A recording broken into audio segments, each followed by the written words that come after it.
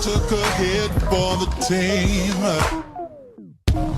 took a bullet for the dream, that we would one day all be free, free from prejudice, free from sexism, free from bigotry. I die for creativity, I die for freedom to be free.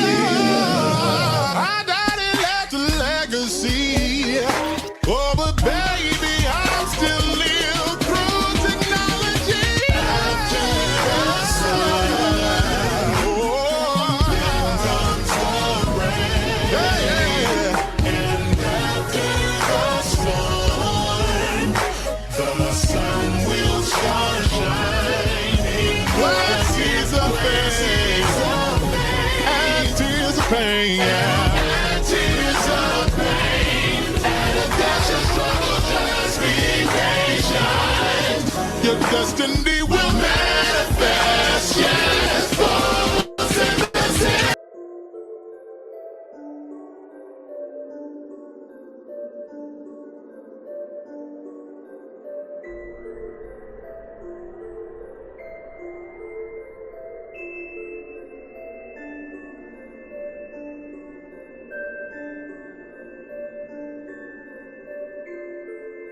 What is going on? What's going on? What's going on? What's going on, y'all?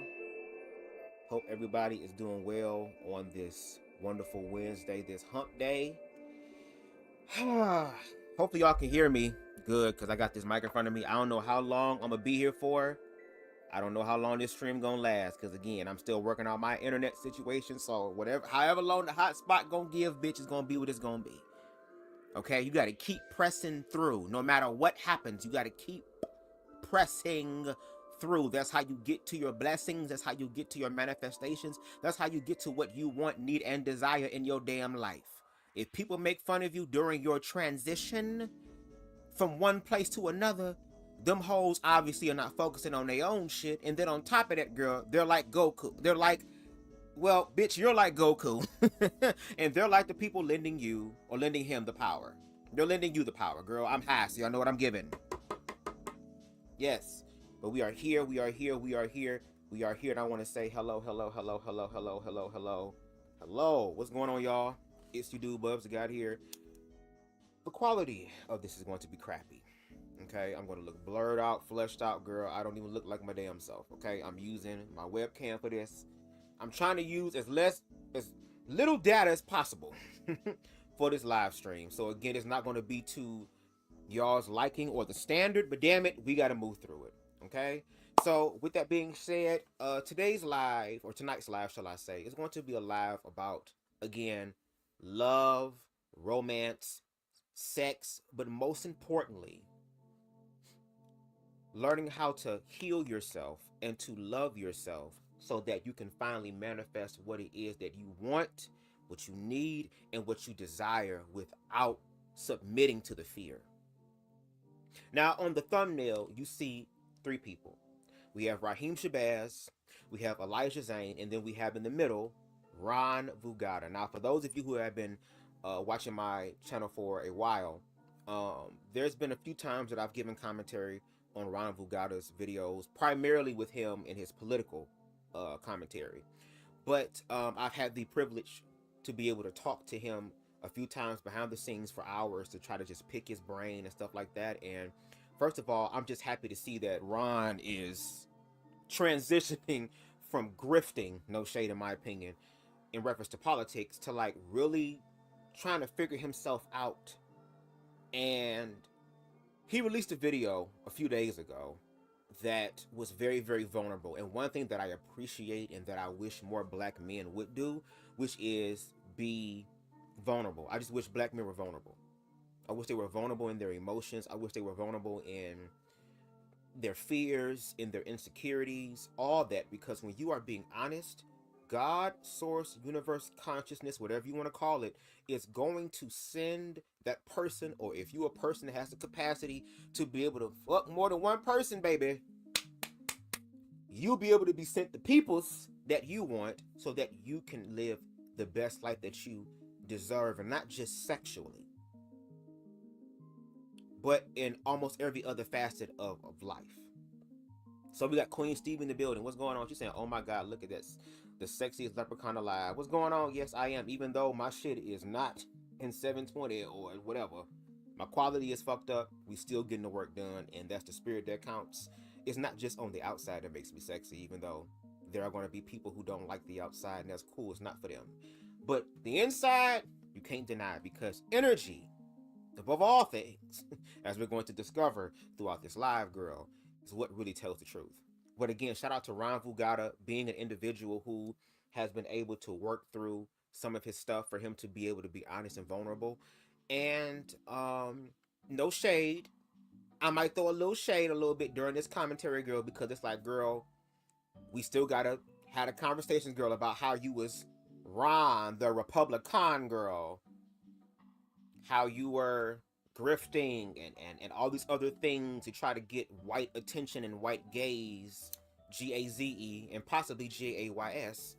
But now you are here dealing with men of color, and even dealing with men, as we will learn later on, that are of stature, that have money, that have resources, that is able to give you the comfortable life that you want, but they don't want to give that comfortable life to you.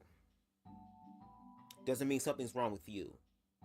It means that there's something wrong with other people who don't see your worth and your value. And if your worth and value is only in looks alone, or what you bring sexually, or what you bring financially, or, you know, this sense of security that everyone outside of your relationship can look at y'all and be like, oh my God, they're so awesome, they're so wonderful.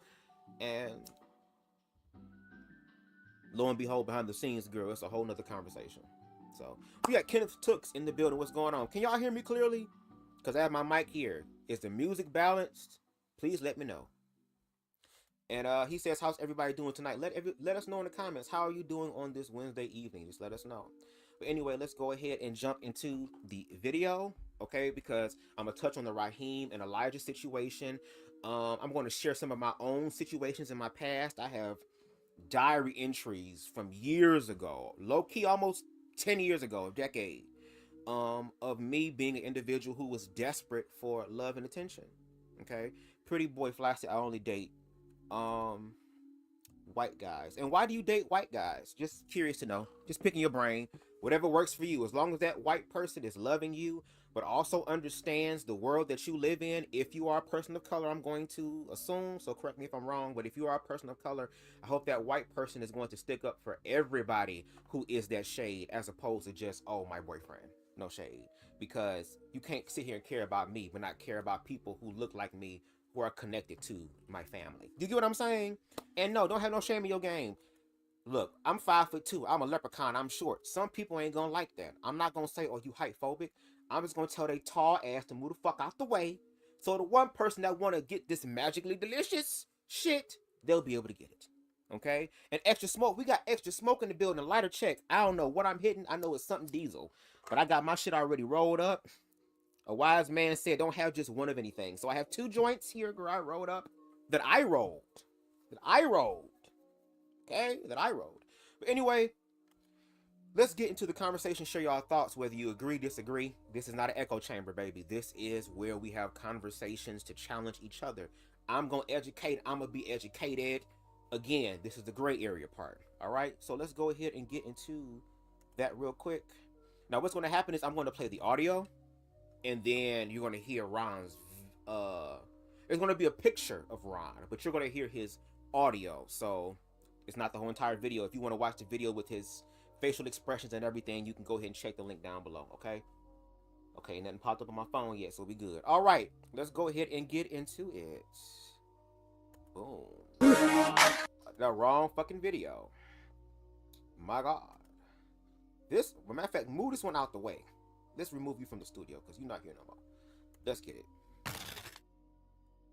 I had some time earlier just out of nowhere, I had this random emotion hit me of like, will I ever truly find true love, and will I ever be married and have kids and grow old with someone? Because one of the things that I've always dreamed of about myself for my life is being married and having kids and growing old with someone. Like I just said, I've always dreamed of being able to say I was with my man for decades, and through the highs and the lows, through thick and thin, through sickness and in health, I was with this man for decades.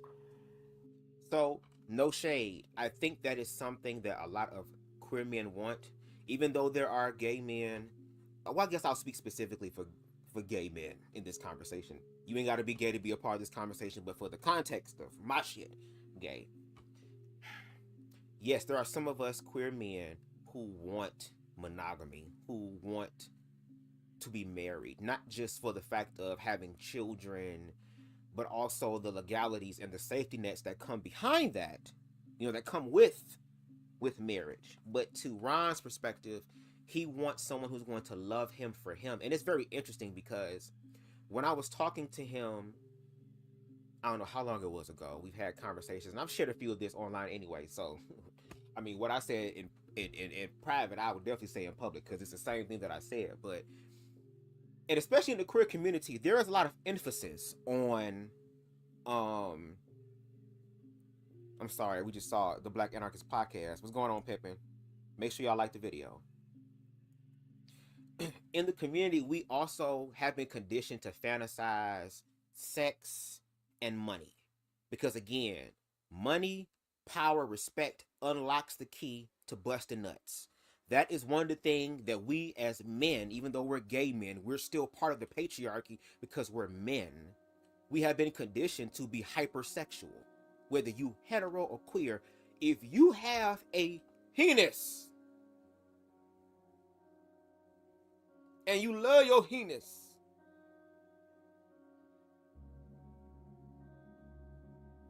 you know how a nut feels, girl. You know it. You know it. You know how it feels. But what happens is that in the community, because we're hypersexual, and again, it's not our fault, we've been conditioned to be that way. Heterosexual men have been hypersexualized to be that towards women, and queer men have been hypersexualized to do that expression towards men. And if you want to go deeper than that, because of our experiences as queer people and what we've dealt with rejection from organized religion, therefore being rejected by family members, by friends, by random motherfuckers in society who are telling you that you are not worthy of love, you are not worthy of intimacy. What is intimacy when it comes down to gayness? What is the fact of being able to lay naked together without there having to be a nut busting after that? Just being able to be in the present moment with your partner. What is that? But we haven't been taught that. So the only validation that we get when it comes down to our experiences romantically is focused so much on the S and the E and the X. 8 to 10 seconds of the most intense pleasure that you will have in life. But then we get into these situations or have the post-nut clarity, and now it's, oh, well, I don't know if I want to be with you, or I'm not ready for anything serious right now, or, I do want marriage, but I'm not ready for marriage now, as if though you're saying to get married tomorrow. Bitch, we got to build up to the stuff. But that's how we've been conditioned. And when it comes down to people who are attractive, and no shade, I may be biased in this shit, and in no way, shape, or form am I shooting my shot, but damn it, I'm just being honest. Ron, to me, is attractive. He is not just physically attractive. He is goofy, and he is corny as fuck, and I like niggas who are goofy and corny and down to earth and love to laugh, and you smoke weed, bitch. Like, that is dope. But these individuals are not going to verify or not verify. They're not going to validate who you are, the real aspects of you, when you ain't looking your best. when you are sick and your ass breath hot, bitch, eye boogers all in your damn eyes, girl. Hair fucked up, bitch. Dry slob on the side of your face, girl. You ain't take a bath in a few days because you ain't got no energy, girl. You over here smelling like a crave case with cheese under the armpits, girl. Let's not go down to the nether regions. And let's not go to the back, girl. Because how you got nuts and it smell like budussy and you don't even fuck coochie? How? But the real shit, and what's also funny, and I'm going to press play afterwards because, again, y'all, I'm going to try not to be long, but I got to get it out. You can't solve this with just one fucking lie. This is continuous conversations. These for the individuals that like to be able to take their time and like long, deep strokes. For you goddamn smash and pass bitches, y'all can go ahead and go. But for the people that love to have the time taken on them, this is what this is for. What's interesting is that when we have these conversations from people that are not considered generally attractive, who are not like a Ron Vugata or Elijah or Raheem Shabazz, if it's people who are who society wouldn't deem to be attractive, that would be pushed under the rug. But now that people that are considered attractive are now realizing that that's the only thing that those individuals validate about them, now they're having the conversation that everybody wants to listen. So it's kind of like when black people be saying shit, don't nobody want to hear shit until a white person says something. Not everybody wants to listen up. At this point, I'm not even going to fight it. I'm just glad that we're here to have the conversation. Because whether your ass is conventionally attractive or not, you should want someone to love you and honor you for who the fuck you are. Point blank, period. If you got to use what you got to get what you want, and that's the only way to do it, yes, you will get any nigga. Because again, hypersexualized men are going to take ass or whatever hole you offer up. They're going to take it. Now, there are men like myself who don't. No shade, by choice. But a lot are just going to take it. So if you're just using your looks, there's going to always be somebody who's more attractive than you, whose face going to be more clearer, whose jawline going to be more sharper, who hairline going to be more on point, who muscles going to be more asymmetrical, girl, who booty is just going to be fat enough and jiggle where it's like bigger than yours, where the dick going to be bigger than yours, where the height going to be bigger than yours, where the bank account, all this shit. It's going to be so much shit where there's people out there that are going to have more than you. If you attract someone who loves you for who you are, guess the fuck what? They will be, I'd rather have bad times with you.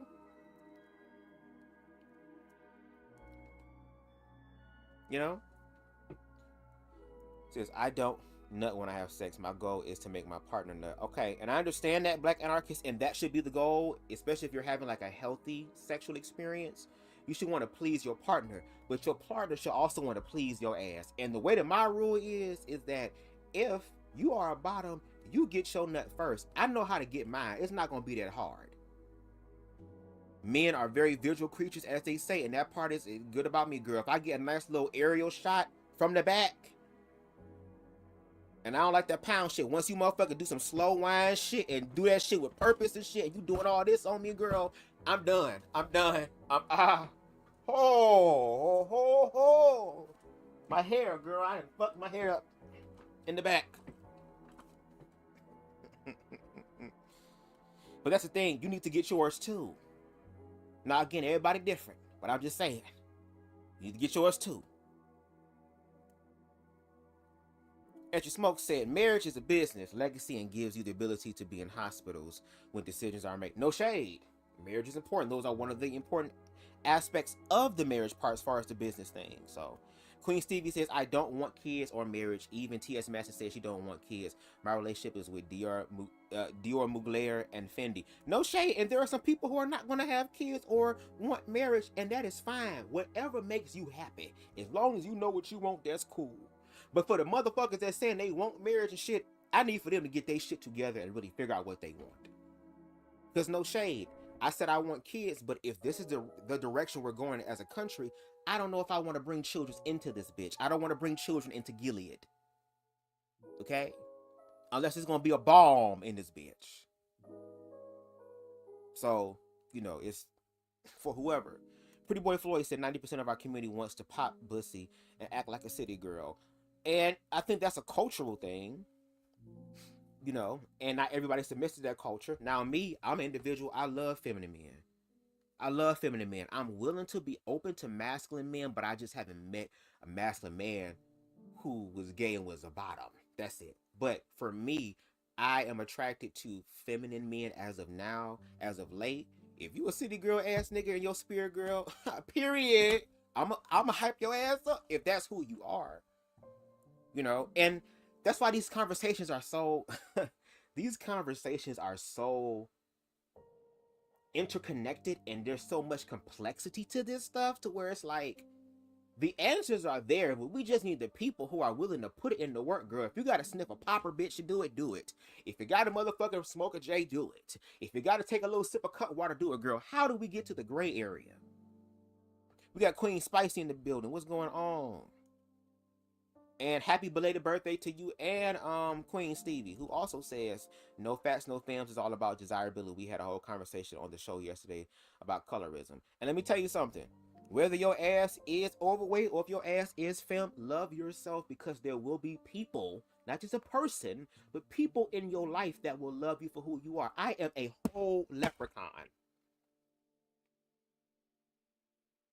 There are high schoolers in the 9th grade that are taller than me.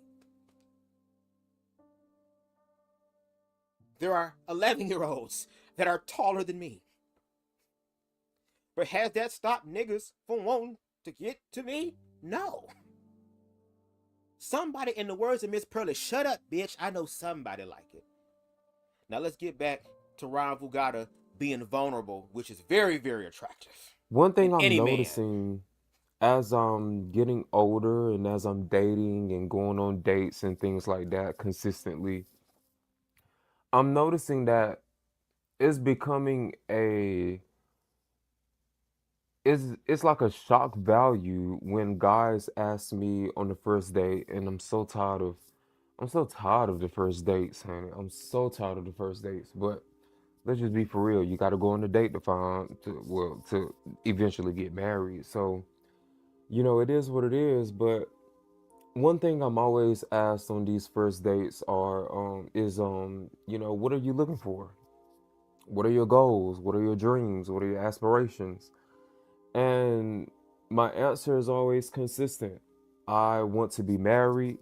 I want to have kids. I want to grow old with someone. I want to be able to say, you know, decades from now that I was with my man for decades. You know, I was with my man. We've been in a relationship for 20 years. We've been married for 18 years.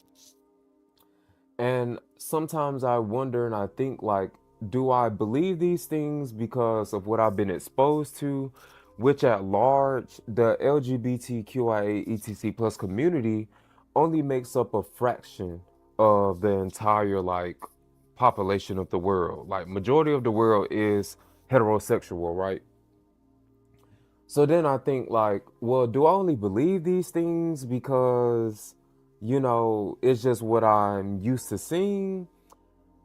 I think in my entire lifetime, and maybe it's just because I'm in Alabama, but in my entire lifetime, I've only seen one gay married couple with a child. And I've been alive 31 years, baby. I've been there and I've done that. And I think Now, first of all, when he said 31, I was kind of gagged because I'm like, bitch, I thought you was like in your mid to late 20s. Unless time, well, these past few years have been fast as fuck, so who knows? But niggas say he 31. No shade. That's the first thing I want to say.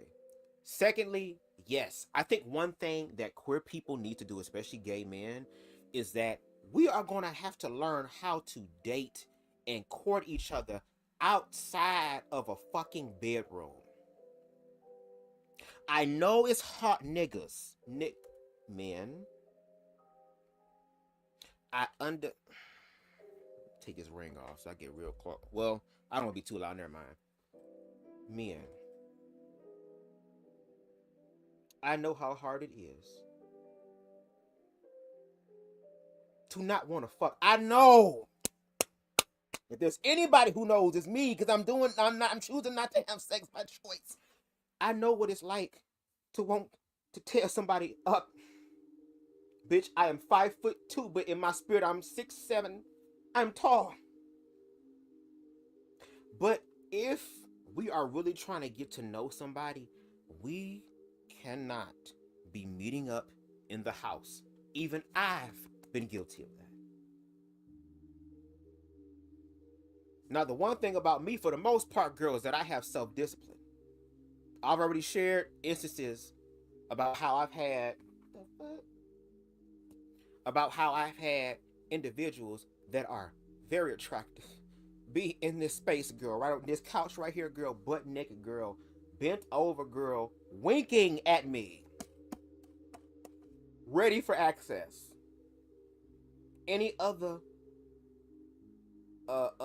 matrix induced ass nigga girl would have went for that. I'm like, no, I need more than that, baby. You just can't bust it open like that for me, girl. Like, I'm just gonna take it. What? But we gotta move outside the house. We gotta go out. We gotta talk to each other. Not just a restaurant and a movie, bitch. Be creative. Go to the park or something. Walk around, talk. Get a fucking blanket, bitch, and go to the damn Dollar Tree, bitch, and get y'all some snacks or something, girl, and go lay out on the goddamn grass, bitch, with some motherfucking joints and a radio, bitch, and y'all sit up there and look at the sky. It's the color of love. It's do all that. But no shade, as he's saying, when you're getting to know someone and you're asking them what are they looking for on the first date, I think that there needs to be some sort of criteria that we need to come up with so that we know whether we want to continue this or not. Because no shade, just because we go on the first date with somebody does not mean that it's going to be a second one. It doesn't mean that. Are you willing to deal with the rejection? Are you willing to realize that when you do like somebody, to not try the best you can to not like them as much until they have proven themselves worthy of you giving them that energy? Because I was an individual who gave too much energy to people who did not deserve it, and later on in their life, I will share a few of my journal excerpts, or whatever, how you say it, from years ago. But anyway, let's get back to Ron's video. It's shocking because being that, well, I won't speak for the whole LGBTQIA ETC plus community, but I will say as a gay person, I would think because compared to the vast population of the world, the gay community is the minority. And I would think, like, since we're that minority, it would be easier to hone in, the things that I want out of life and to hold in at least what I want as far as a relationship, right? And no shade, you still can.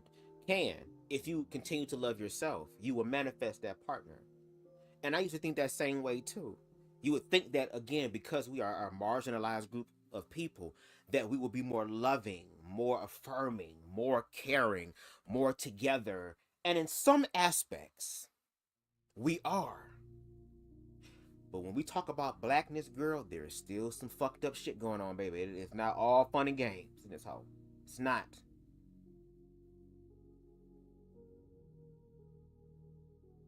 When you get into the queer community, especially the black queer community, there still is a lot of hurt and pain there, because if the black heterosexual people have not rectified or healed from the shit that they've dealt with, or we've all been through this, but I'm gonna make the connection. Just stay with me. For heterosexual people who are black, who are still dealing with the ramifications mentally, emotionally, spiritually in our DNA about slavery that we have never had any sort of help to remedy or to rectify, what do you think the black queer community is going to look like?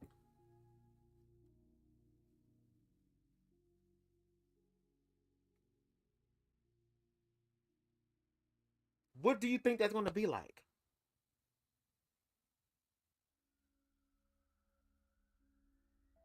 It's going to be even tougher.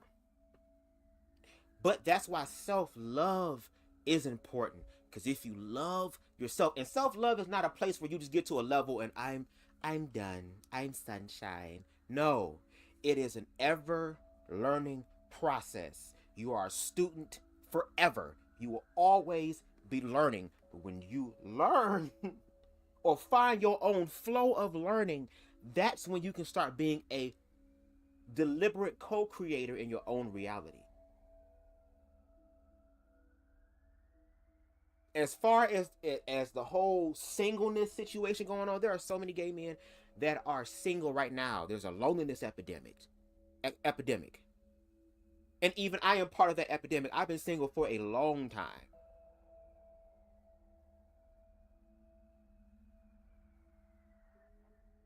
But as I'm growing, I'm realizing what I desire in my partner. And there are certain things that is going to happen in my life or the trajectory of my life to where I'm going to need somebody who's going to be really fucking secure in who they are.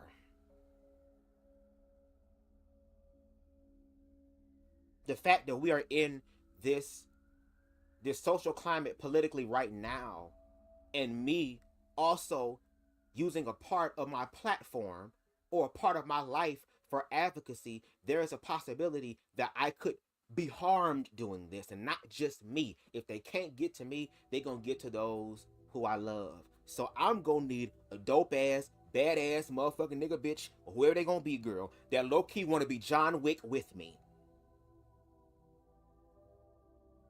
Who are gonna understand there's gonna be some very dark elements that's gonna happen in life sometime. A lot of deep things, baby. I think in a different type of way. I can't just be with you because your ass fat, when I can go on Twitter and find 20, 30 other asses who are fatter than yours. I can go on Twitter, X, girl, and scroll and watch niggas taking dick. Like, damn, you a pastor, you take dick like that? No wonder you be spewing so much homophobia, girl, because you be projecting your shit that you do every Saturday night before Sunday.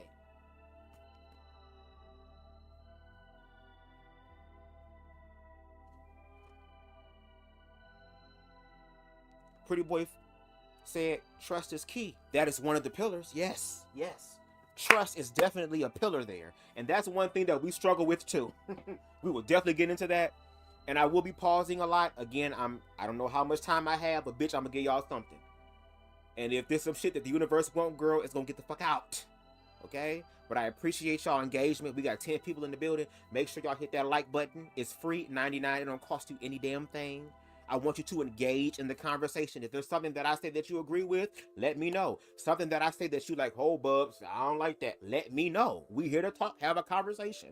Ron, if you watching and you want to chime in, that's cool. If you want to talk to me afterwards too, that's cool. Because I messaged you and told you that I was going to do a commentary on this.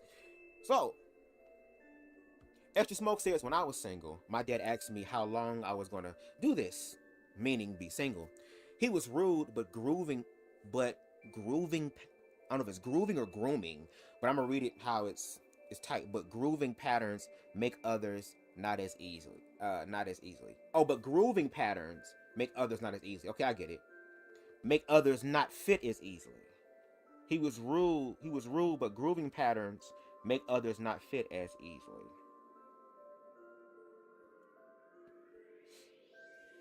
It's so much. Even when dads be asking why your ass single, because if you a man and you ain't been around no females or women, girl, then they start questioning shit. Oh, is my son? Oh, Lord, they gonna be asking me, do I like that my son's hair, girl? I can't. Deacon, what's the name? He always be sitting in the front seat where I want to sit. I ain't gonna never be able to sit next to the pastor, not if my son is homosexual. Girl. Let's continue. Hell no. It seems to be harder. It seems to be more complicated. It seems to be more of a struggle because the options are limited. And it seems like at large with the gays, commitment and monogamy isn't at the forefront of dating.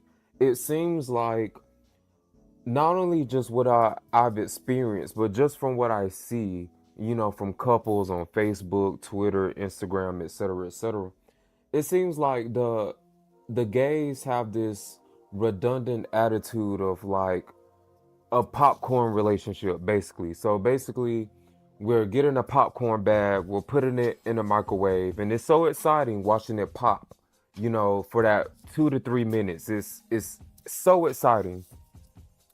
And then once the process is over, it's like deuces on to the next one.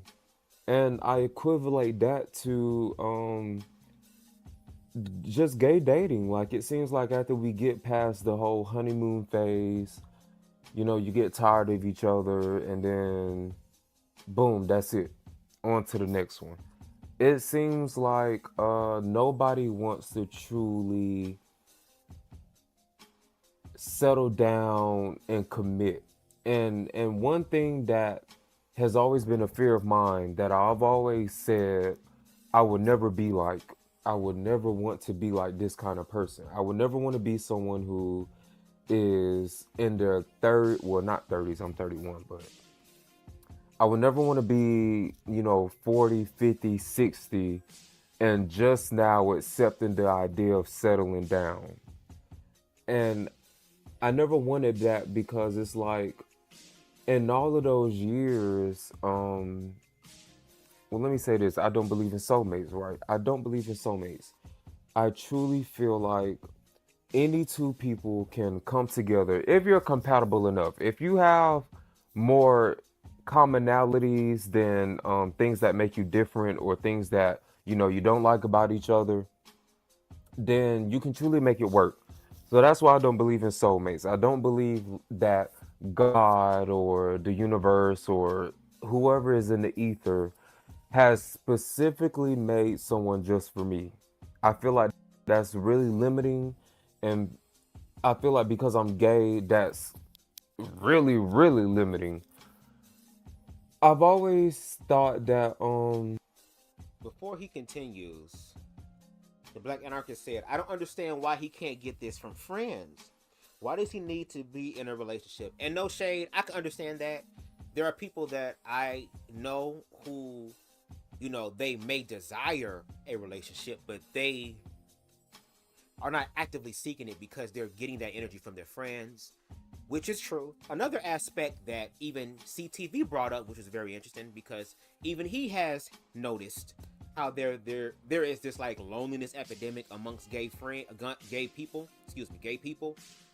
especially black gay men, and it's kind of like, why not date some of your friends? Y'all already friends, y'all already have a connection, why not explore that? But then it's the fear of, oh well, if we become more because sex is involved and stuff like that, then it may complicate it. It may complicate it, or it may be the fact of, damn, the motherfucker that I've been looking for or been desiring has been right in front of my face this entire time. So to Ron's point, we have been conditioned to limit ourselves. Who's to even say that Ron's partner is going to be someone of color as far as black? If they could be Asian, they could be Muslim, Native American. Hell, where he at? Where he at? Hold on, I'm about to put him up right here. Pretty boy said he only date white guys. If your partner is white and he comes through and treats you the way that you require to be treated and deserve to be treated as, because you know that you do that for other people, then I'm not gonna stand in the way of anything. If it complements your happiness, if it accentuates your happiness, then who am I or anyone else to get in the way of it? But again, no shade, we've been conditioned to be in a box. And even with the whole thing of masculine and femme, even I may have played into that as well. Because like I said, I'm attracted to feminine men. But I'm learning not to discredit or to exclude masculine men who may be interested in me in something serious. And maybe another reason why I'm attracted to feminine men is because, like, you got to be really secure in who you are to be with a feminine man, especially a feminine man openly and publicly. because societally, that is asking for a quote-unquote trouble. Why you think so many masculine DL niggas fuck femme niggas in the dark? So you gotta be a real ass nigga to be out there with another man and love them privately and publicly. And as we can see, especially if you're subscribed to YouTube channels like J Inclusive, which y'all need to be subscribed to, because he does a lot of activism community work that's never really talked about from these popular, attractive, black content creators, which is very funny because some of these individuals could end up being commentary for that channel when he's reporting on the news, reporting on what happened to them, because they're not worried about what's happening in their own community. But just like with J Inclusive, they bring forth another perspective to help us to become better. Because again, we've been conditioned to just look at the material things and the surface level things, and no shade, there's nothing wrong with enjoying that. There's nothing wrong with enjoying beauty. Also, beauty is in the eye of the beholder. Again, I'm short. Somebody gonna be like, ew, and somebody gonna be like, ow. Also, to Ron's point, I don't believe there's just one person that's created for you. No, there are multiple people in the world that at any moment that you meet them, there could be a spark or some sort of divine connection. That is possible. That is possible. And who's to say that your partner in America, your partner may be in another continent somewhere?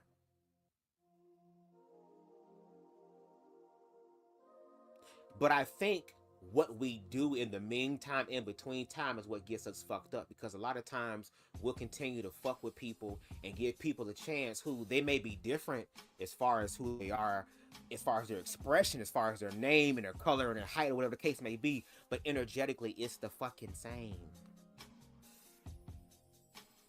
And the only way that we are going to change our own narrative is that we got to stop playing into the fear-based, trauma-bonded, induced mindset that keeps us in this loop and fucks up our own mental health and makes us feel like we can't manifest it. And no shade. There are plenty of gay married content creators. The Real House Husbands of New York is one of them. Juan and G is another.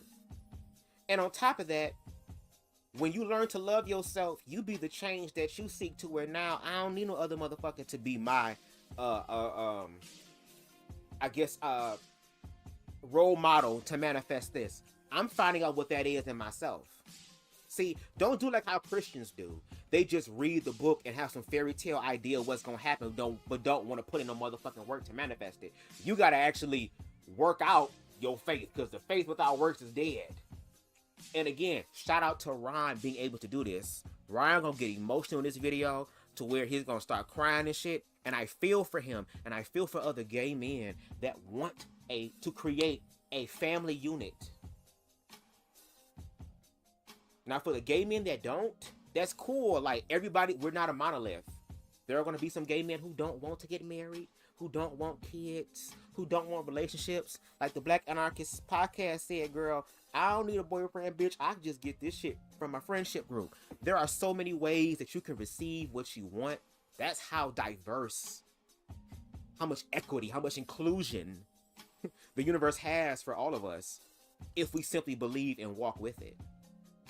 But we need more men to be doing what Ron is doing. And I've even said this before, because I'm not no hating ass nigga. And yes, even though Ron is attractive, I'm not trying to be as biased. But girl, Ron has cried on YouTube multiple times. Ron has did some real ass shit multiple times, girl. Ron was the same person, girl, that put up his journey with his mental health, about him being in a mental institution for a few days, or rehab, excuse me, mental rehab for a few days, girl, with the whole smock on and everything. Him at the park crying, girl, because of family situations, bitch. Have to pull over on the side of the road, having panic attacks. Any nigga that can put that shit out there, that is a nigga that wants to heal. And Ron wants to heal. And I'm going to honor any individual that wants to fucking heal their own trauma. Because as we continue with this live, bitch, I'm going to expose my damn self with some of my shit that I have done in the past. The problem is that he talks about what he wants from someone else. What he isn't saying is what he has to offer someone else. It comes across like he is very needy and looking to take. Well, we're going to continue to listen to it. And no shade, I've had conversations about girl, I can't even talk this week so good, girl. It got me being dyslexic in the mouth too. Girl. I talked to him multiple times behind the scenes, and I've asked him that question, like, what do you have to offer? Like, you want this and that and that and this, girl. You want all this shit like it's Burger King, have it your way. What do you want? And no shade, I think Ron needs to figure out what he gonna give. Just like there's a lot of gay men that need to figure out what the fuck they gonna give. Let me expose myself real quick. I'm gonna read one of my journal entries from years ago. This is from July 30th of 2018, bitch. It's kind of lengthy. Let me go ahead and change the music up. Okay? I need to put something sad on, bitch. Where is that? This work? No, girl, I don't want it that sad. Like I'm about to slip my damn wrist. Cause this ain't the one. I have some in here that make me feel like I want to do that. Girl, no, let's put this on because this is more nostalgic. More nostalgic. Let me take a sip of water 1 second. And yes, I love when he gets tongue-tied, girl. I hate that shit. And yes, make sure y'all check out Wonderfully Made, which is my custom documentary that I made about my upbringing and even kind of talking about this issue because the last part speaks on this. So I love how this all comes around. And Pretty Boy said, I like to lay claim to my hole.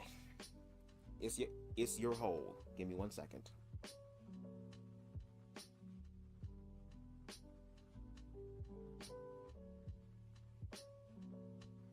Yes, I like to lay claim to my hole. Yes, that's true. And since you like white men, just make sure they don't colonize it. Okay? You claim your shit. Okay? Anyway, it reads, Dear Journal. And this was at 1:19 p.m. Girl, down to the deets. It reads, Dear Journal. I woke up a few minutes ago, kind of feeling more sad, somber than angry, girl. I had to put sad and somber, girl, giving all type of goddamn, what's the shit called, girl? Synonyms. I still feel that heaviness in the middle of my chest. It just stays there. Mentally, I'm still trying to register all the reasons why T, and no shade, some people know who T is if y'all pay attention. T and I didn't work out.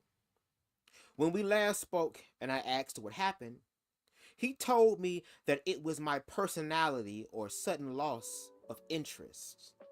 Girl, what? But in many ways, he said that I reminded him of his ex, Jay.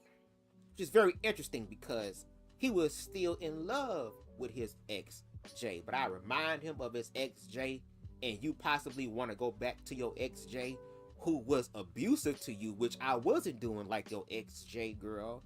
Making sure you getting your nut, bitch, unlike your ex, Jay, girl. But I guess because he also was white, his ex, Jay, and the person T was black, maybe that was the case. TBH, I feel like there are two options on why he didn't want to make it work with me. One, because he still has faith that he and Jay will work out. And two, which seems to be most likely, he wants to sleep around and experience having fun, partying, living life. Now, I remember at that time, he got invited, like one of his homegirls, who also was white, got invited to like this big ass motherfucking like bonfire, like viral party or whatever. And it was like almost an hour away from where I lived at the time. And we were there, they was drinking and shit like that. And so much beer and shit, and he was getting drunk. Of course, I'm the designated driver, so I ain't gonna drive. I mean, I am gonna drive, girl. What? I am gonna drive. But at that time, I didn't drink either. I was kind of very straight edge or whatever, as far as not drinking, not smoking, anything of the sort. So Here it is, he getting drunk and shit, and here go this another little white boy that's dancing like a toddler girl, and he just looking at him with like lust in his eyes, and I'm kind of looking at him like,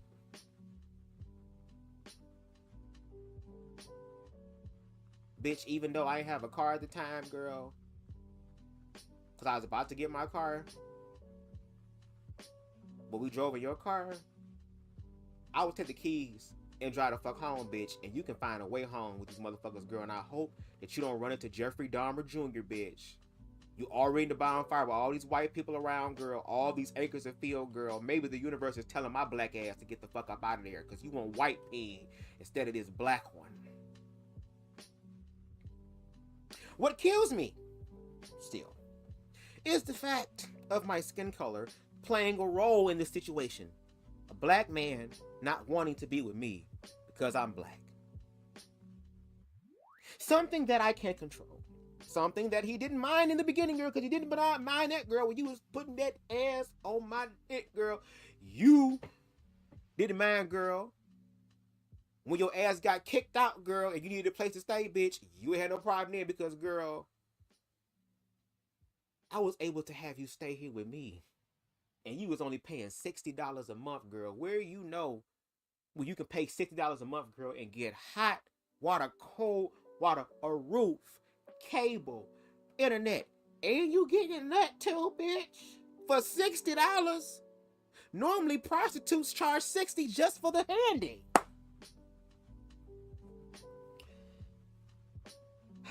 Why did it just change all of a sudden? Because of this, I sometimes feel like I'm unworthy because of my skin color. If I see really attractive Abercrombie and Fitch model type white guys, I feel inferior. I automatically start to torture myself with the images of T. I'm about to say his name, girl, but I was gonna say it a different type of way, girl. Images of T giving these white boys head, having his back blown out repeatedly by them while they making these ha noises. It makes my stomach turn because I feel like something that I wanted gladly decided to walk away from me to pursue someone who is white because he feels as though his life would be better as far as financially. Next Monday is T's birthday, and while we were dating, he was in the process of celebrating it either in Canada or Chicago. It makes things more difficult because I really wanted to be there to help him celebrate his birthday. I wanted to buy him some flowers, get him a card, make him a nice romantic dinner, go half on this tattoo of a lion that he wanted, which cost $450, girl, because the nigga was a fucking Leo. I wanted to be part of making his birthday a great one, but now I can only imagine what he's going to do. If he does go through with his original plans, who's gonna go with him? Is C going to go along?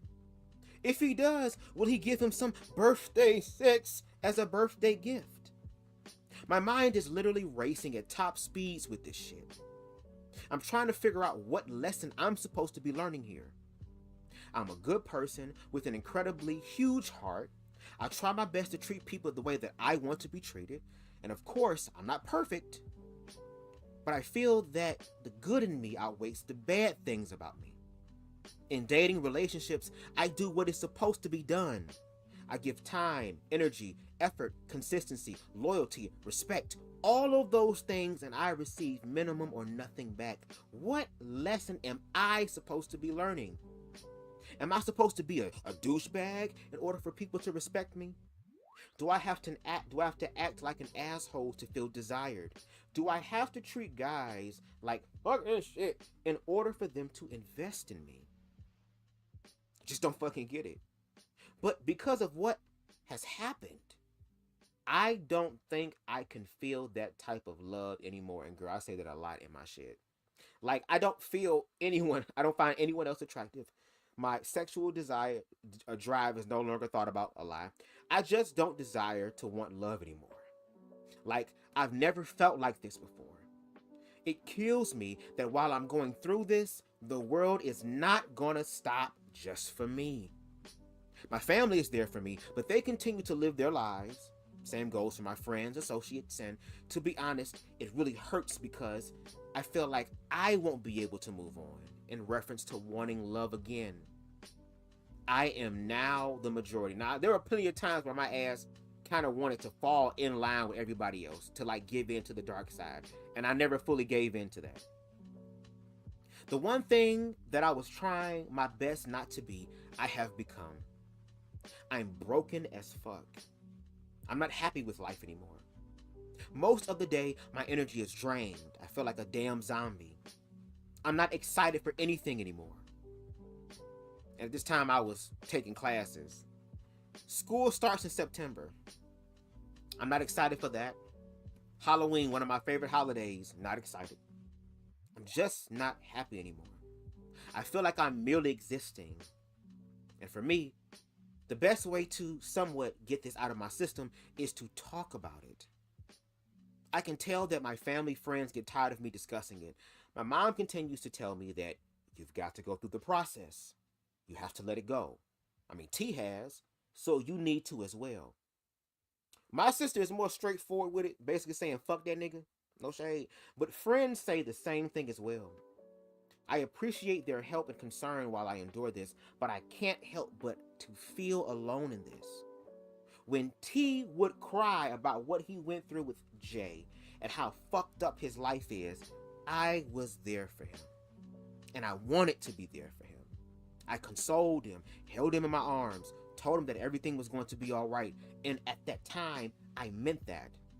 I had vowed to make it one of my priorities to love T through his mess so that he would one day be free from his pain and love me back. And that is the area where a lot of us as queer people fuck up at. That is the area where a lot of us in the queer community fuck up at. We be trying to love people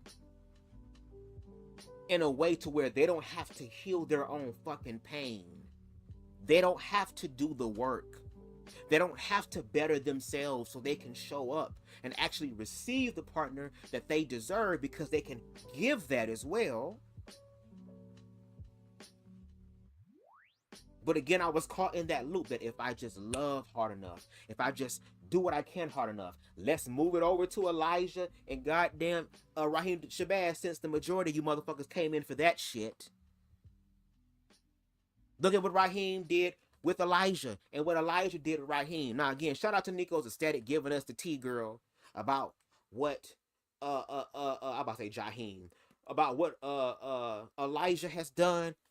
I need for you to give the complete story, because I want to know, why is it that Raheem ended up falling, quote unquote, in love with Elijah?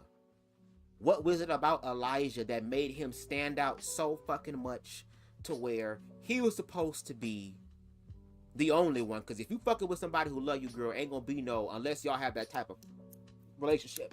But if you're following monogamy, girl, ain't no main one, it's the only one.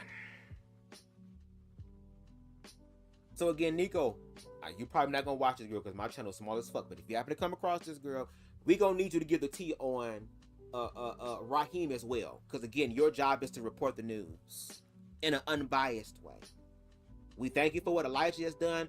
We know that Elijah was going through those type of experiences. He was sharing his thoughts. You have receipts and all that type of stuff, because again, with Pretty Privilege, girl, he was able to be part of the desirable club. He was able to be in those spaces that is very gate kept and will not allow just anybody in there. And then realizing that the only reason why you in this motherfucker is because of your body. And you have allowed Raheem Shabazz to literally sit up here like motherfucking Shang Tsung and suck your damn soul with his soulnatal dick out your soulnatal hole, girl. And now you are 30 looking like you're going on 70. And again, I can say all that because I was on that road. Let me get back to what I was reading and we're almost done. Hold on. I'm getting a call. They're going to have to wait. Let me get back to my commentary. Now the tables have turned and I'm the one who's hurting. He's not there to console me in the same capacity that I did for him. So again, all the things that I was doing for this person was not able to do that for me, girl. Yes, my parents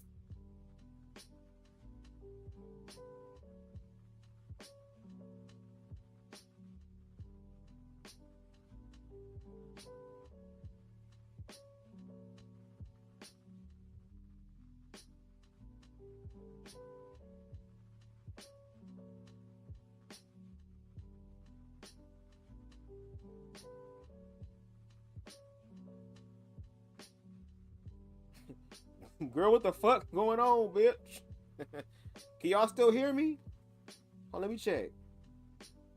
Can y'all still hear, nigga? Hold on, girl.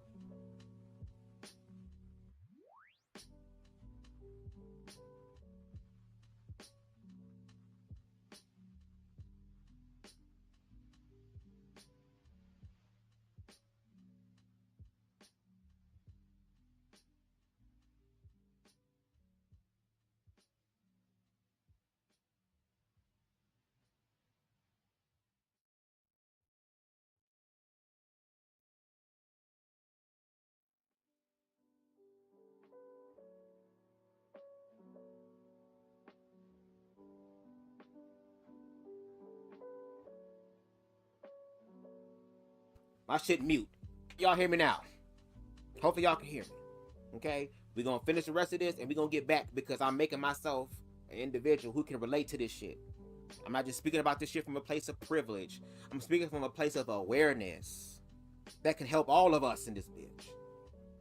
Okay, so again, here I am, sitting here giving all this stuff to T, and T not giving that shit back unto thee. Okay? So, again, yes, my parents and friends can physically console me, but there's nothing like someone that you have given your heart to, given your body to, console you, and you physically, mentally, emotionally, and spiritually feel it. I have to work later on today, and I have to put on my mask of happiness and pretend like everything is going fine, which, again, that's quote-unquote they call being an adult. Being miserable as fuck, but trying hard as hell not to let that shit show. Not to let that mask slip, okay? I try to distract myself from my thoughts by watching YouTube videos, forcing myself to work out every single day. And no shade, why is that when motherfuckers' bodies be the best girls? Because it had to be some destructive shit going on, bitch. No shade. Listen to upbeat songs, etc. But when I do that, and I don't know why, because I was kind of throwing shade at I guess my future self girl, because it's like, bitch, you say all this, girl, and you became one of them in this category. I consider myself to be like those who chose to drink and smoke weed, do drugs to escape from their current situation, only to find out that after a few hours of being numb to it, when they come down and come to, the situation circumstance is still there. Now, I shout out to Mother Marijuana because that bitch helped me to change my life, girl. So again, a broken clock can be right twice a day, girl, but this was just once. And you can transmute that weed to help your life, bitch. Again, shout out to CTV, who is exploring the positive spiritual benefits and healing attributes that come, girl, divine attributes that come, girl, from THC, Mother Marijuana, bitch. Make sure y'all subscribe to him, girl, because that's going to be a key, okay, in the spiritual way. Ikaraboshande Ishkatai. That's how I feel when I'm by myself or getting ready to go to bed. It's when my thoughts start swarming. That's when the thoughts start to swarm in, and I hate it. I try my best to address the situation head on, but it hurts too much. I can never forget what was done to me. Never. I just wish that I could.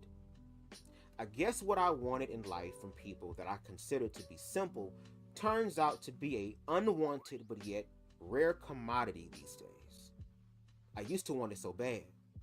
Now, I can say with confidence that I'm not going to be looking for it anymore. I don't believe that it's meant for me. Still in the bitter, somber stage of slow recovery, bub. So I kind of want to share that so that you guys can also understand that where Ron is coming from as far as this is going to happen to me. You're going to hear him get emotional about how he wants to have a family, how he wants to be able to have these things, and no shade, he should be able to have that if that's what he wants, and especially if he is ready to be accountable with all that comes with it. But now I just wanted to read that to kind of just again show that my ass is in this too. Let's continue with the video, and I guess I will change. Well, we can keep this music on for a while. Two people who are in their right mind can come together and cultivate something beautiful, cultivate a beautiful monogamous relationship. And, you know, not everyone wants to be married. Not everyone wants to have kids, but I feel like in the grand scheme of things, more people than not would want that, or at least I want that. And because I want that, I feel like the universe has to have somebody out there who wants the same thing.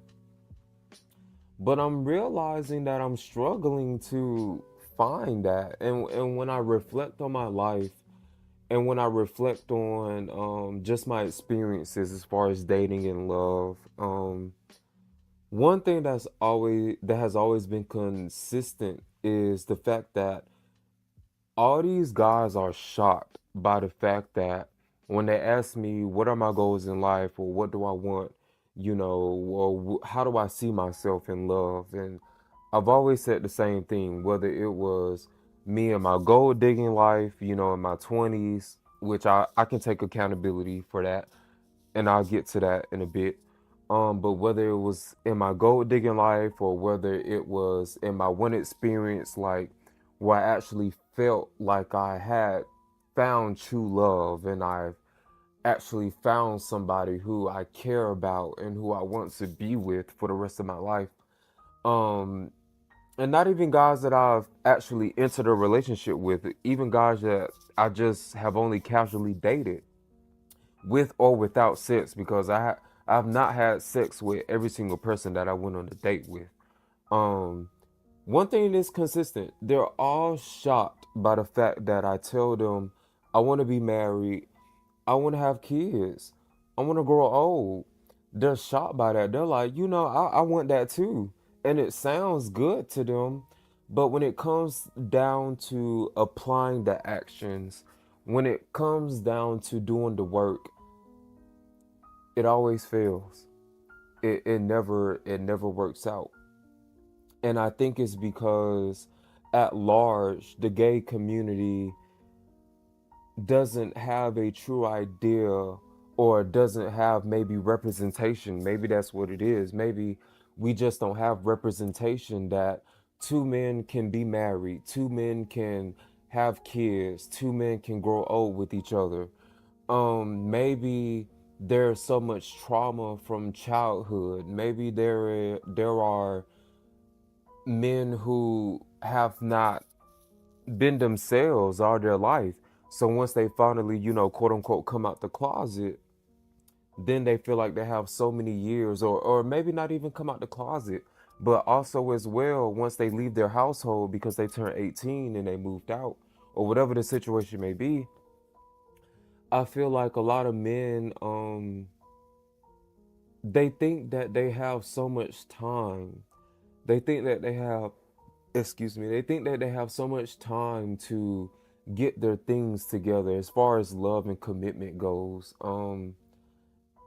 And the truth is that we don't. We Now, before he continues further,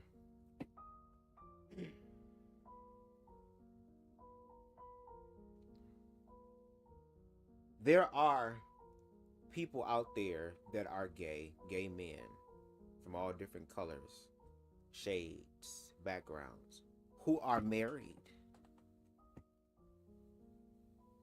But the funny part is that a lot of people who are married, a lot of y'all wouldn't consider them conventionally attractive.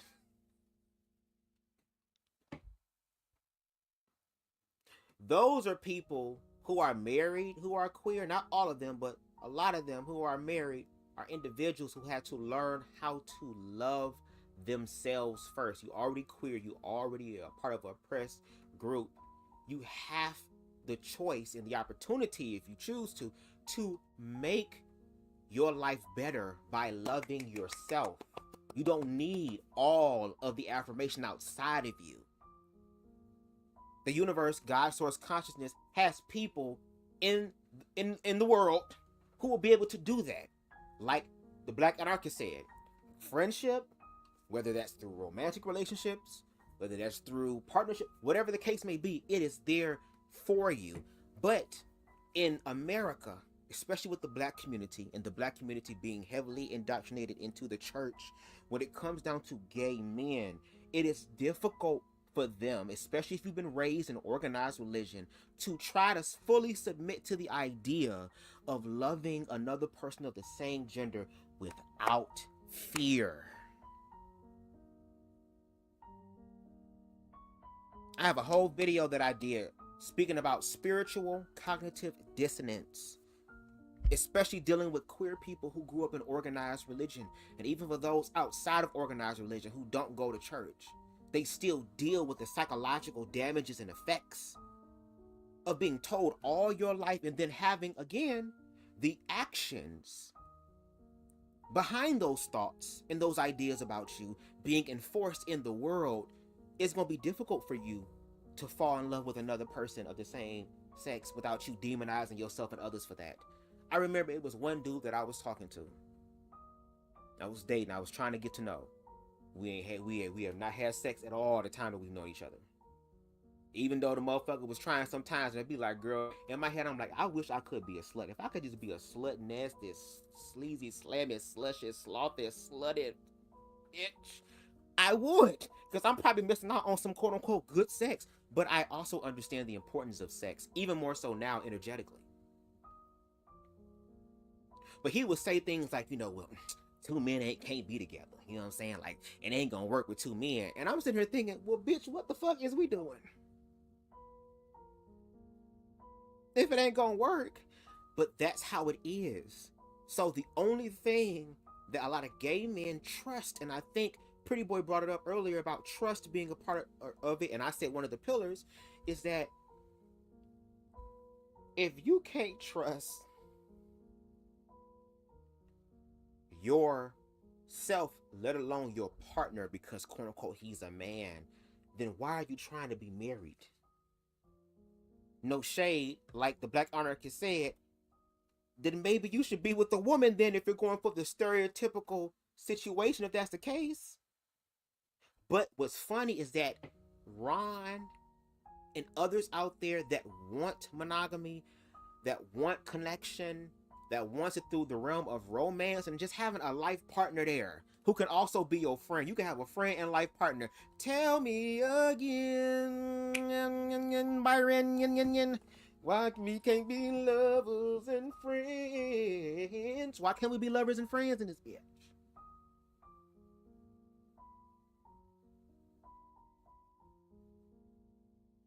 But the only thing that we trust in the gay community above all things, girls, busting that nut, bitch, to where we judge our worth off of that. And if you read and purchase Blame It on the Motherfucking Dress, girl, there's a chapter where it speaks on this topic about how, again, even with gay men and with women on the spectrum, whether you trans or bio, we have all been conditioned for the male gaze. And what does that do for the black gays, who also are queer and find men attractive, but are also told that that's evil and that's wrong? So look what happens.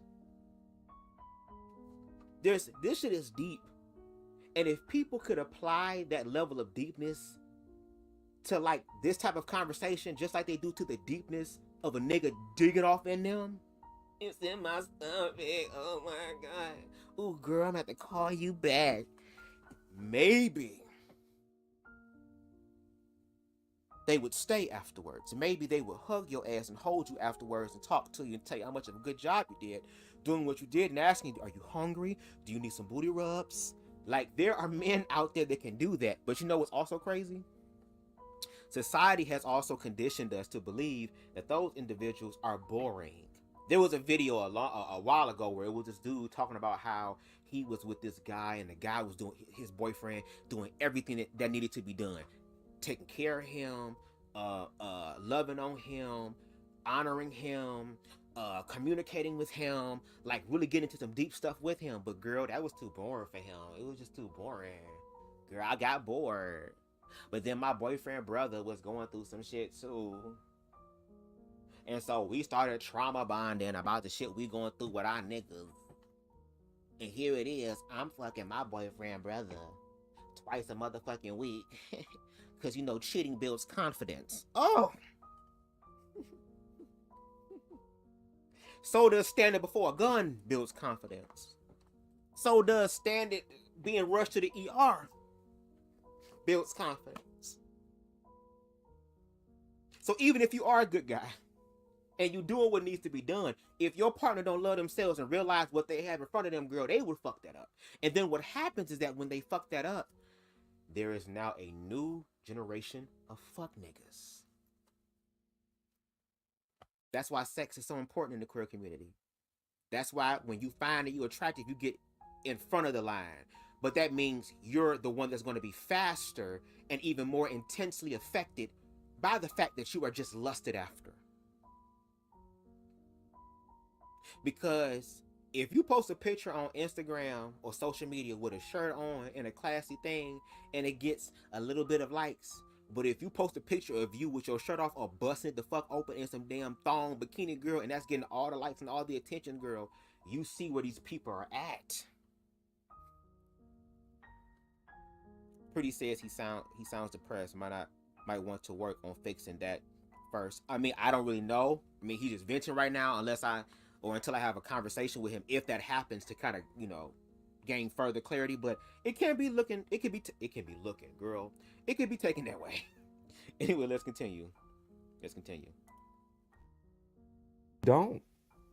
And I don't want to make it sound like, you know, there's an age cap to finding love, because even my aunt, for example, she was widowed. Her husband passed away like in her mid-40s, and she ended up meeting a new man who was also a widow, whose wife has passed, and that was probably in their mid-50s, late 50s, and they actually ended up getting married. So love can be found at any time in your life, but what I'm saying is the gays in particular aren't applying the work to actually cultivate that kind of love. They're not actually doing, you know, the hard part of actually honing in commitment and saying, you know, we're gonna reap the benefits of all these highs and lows one day. But why would they do that when they are afraid to, again, as Pretty Boy said earlier, trust? You hear T.S. Master say it all the time, and I'm probably gonna fuck it up. You put your trust in a nigga, pussy, hoe, how you figure. People are afraid to trust men, and I know this because, again, I have a bunch of journal entries of, again, being the, if my ass got my heart broken, if I found out that my mother just passed away, if I'm in a fucking car accident and I can't walk anymore, or something, I lose all of my money, the stock market crashes, or something happened that dramatically changes my world for the worst. And bitch, when you going through shit, physical attraction don't mean a damn thing. Money don't mean a damn thing. When your mortality or your livelihood or your life experience is threatened, bitch, all that shit goes out the window. You know why? Because the reality of what is hits. You know, the one thing that we've been distracting ourselves from? But there's power in that reality and power in that present moment. And in that moment, I was giving and giving and giving and giving and giving and giving. Always being the clean up nigga. Is a nigga who try to help these niggas who y'all done left behind. And it was funny because I had a pattern of dating individuals who just got out of a relationship, who were still in love with a partner, or niggas who were afraid to trust.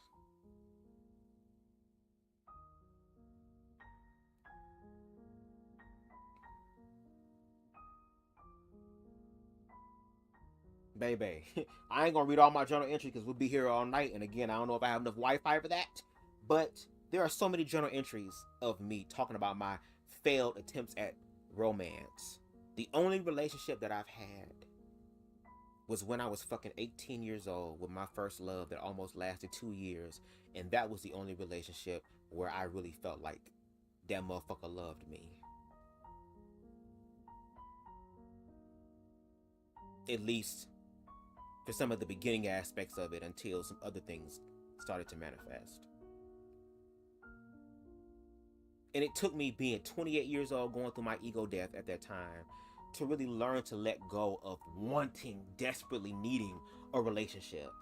I do believe that Ron, just like all of us, we probably want companionship, but to Black Anarchist's point, you can have that companionship with friends. Well, some of us don't fuck our friends, or maybe we should start fucking our friends, especially the ones we trust. Who knows? That's another avenue, because again, we are queer people. We are not meant to follow the status quo. We are unique and different, which means we have our own way to define our own selves. Just find the people that you can align with, and trust me, there is somebody out there, just like how I've done all these videos and I have 950 something subscribers, but not all 957 show up whenever I go live. But the ones that go live, those are people showing up. So people are going to show up. But will you be ready? Will you be prepared? In this day and time, we need, are you going to be ready? Will you be ready at that moment to receive what it is? Because that's another thing that we don't talk about either. We talk about fuck niggas and how we've had our heart broken, and how we've been used and how we've been abused and all this other type of shit. But then when a real motherfucker come in, girl, we be so used to Chrysler 300s. But when a real Phantom pulls up, girl, now you shook. If now I don't know if I can do this. Now I need to work on me. I feel like I'm not ready. But you've been asking for this. See, there are so many conversations that we can be having. And my short leprechaun ass is gonna grab the tallest ladder, and I'm gonna try to have as many of these bitches as possible. I'm gonna need y'all to grab y'all ladders with me. Trustworthy trade, which are designed to be deceitful, is the first mistake most make. Yes, because again, if you purchase the Black Anarchist podcast book, Blame It on the Dress, masculinity is seen as a prize. If you're a queer person, especially a feminine queer man, who doesn't operate in the confines of masculinity, and masculinity is demeaning you, and that is the one thing that everybody's aspiring to be connected to, yes, you would fuck trade, even though trade may kill you, because at least I'm connecting to that masculine energy that maybe their fathers could have gave them if they weren't so queerphobic.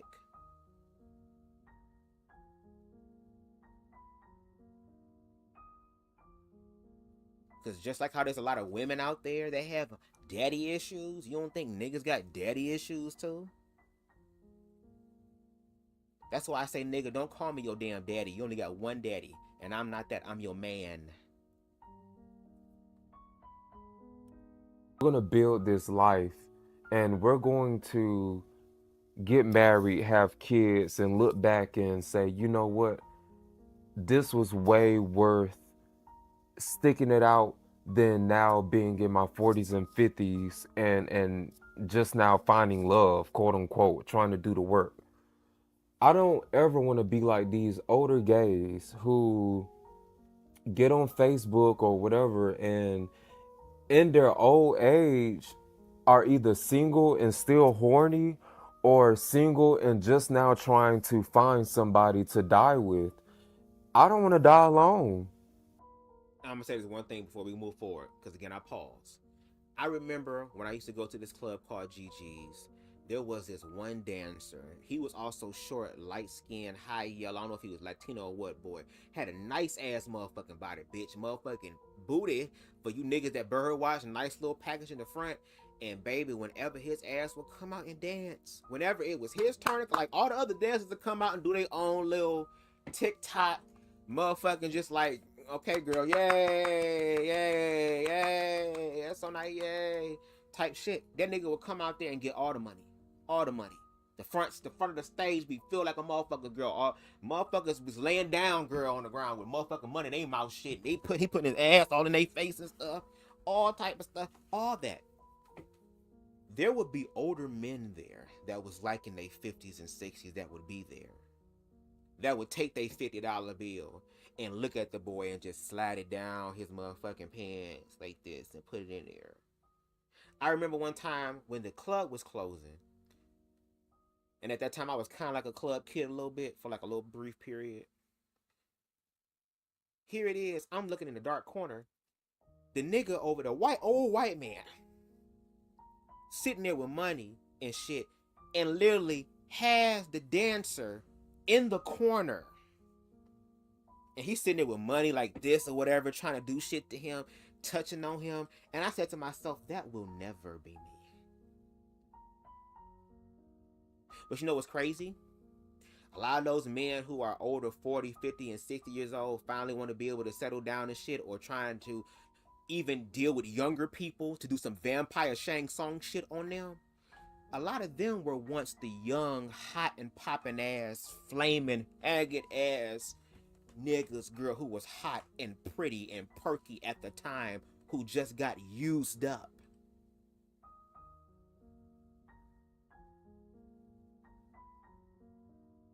That's not me judging, girl. That's me giving it the way that it is. I feel like one way for your ass to stay useful, girl, is stop fucking. Or at least having sex with people who not gonna give you that energy back, bitch. And if you like me, girl, that's kind of a hornball in your mind, bitch, be on your scary movie 2 shit, bitch. I'll do it myself, girl. Mr. Michigan, girl, we be UFC fighting this motherfucker, girl.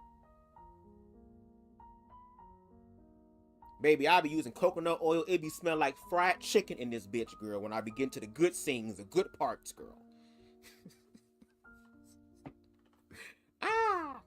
But if you're gonna do that, at least it's affirming to yourself. But I just want to say that part real quick, because like he said, growing old and stuff like that, and no shade.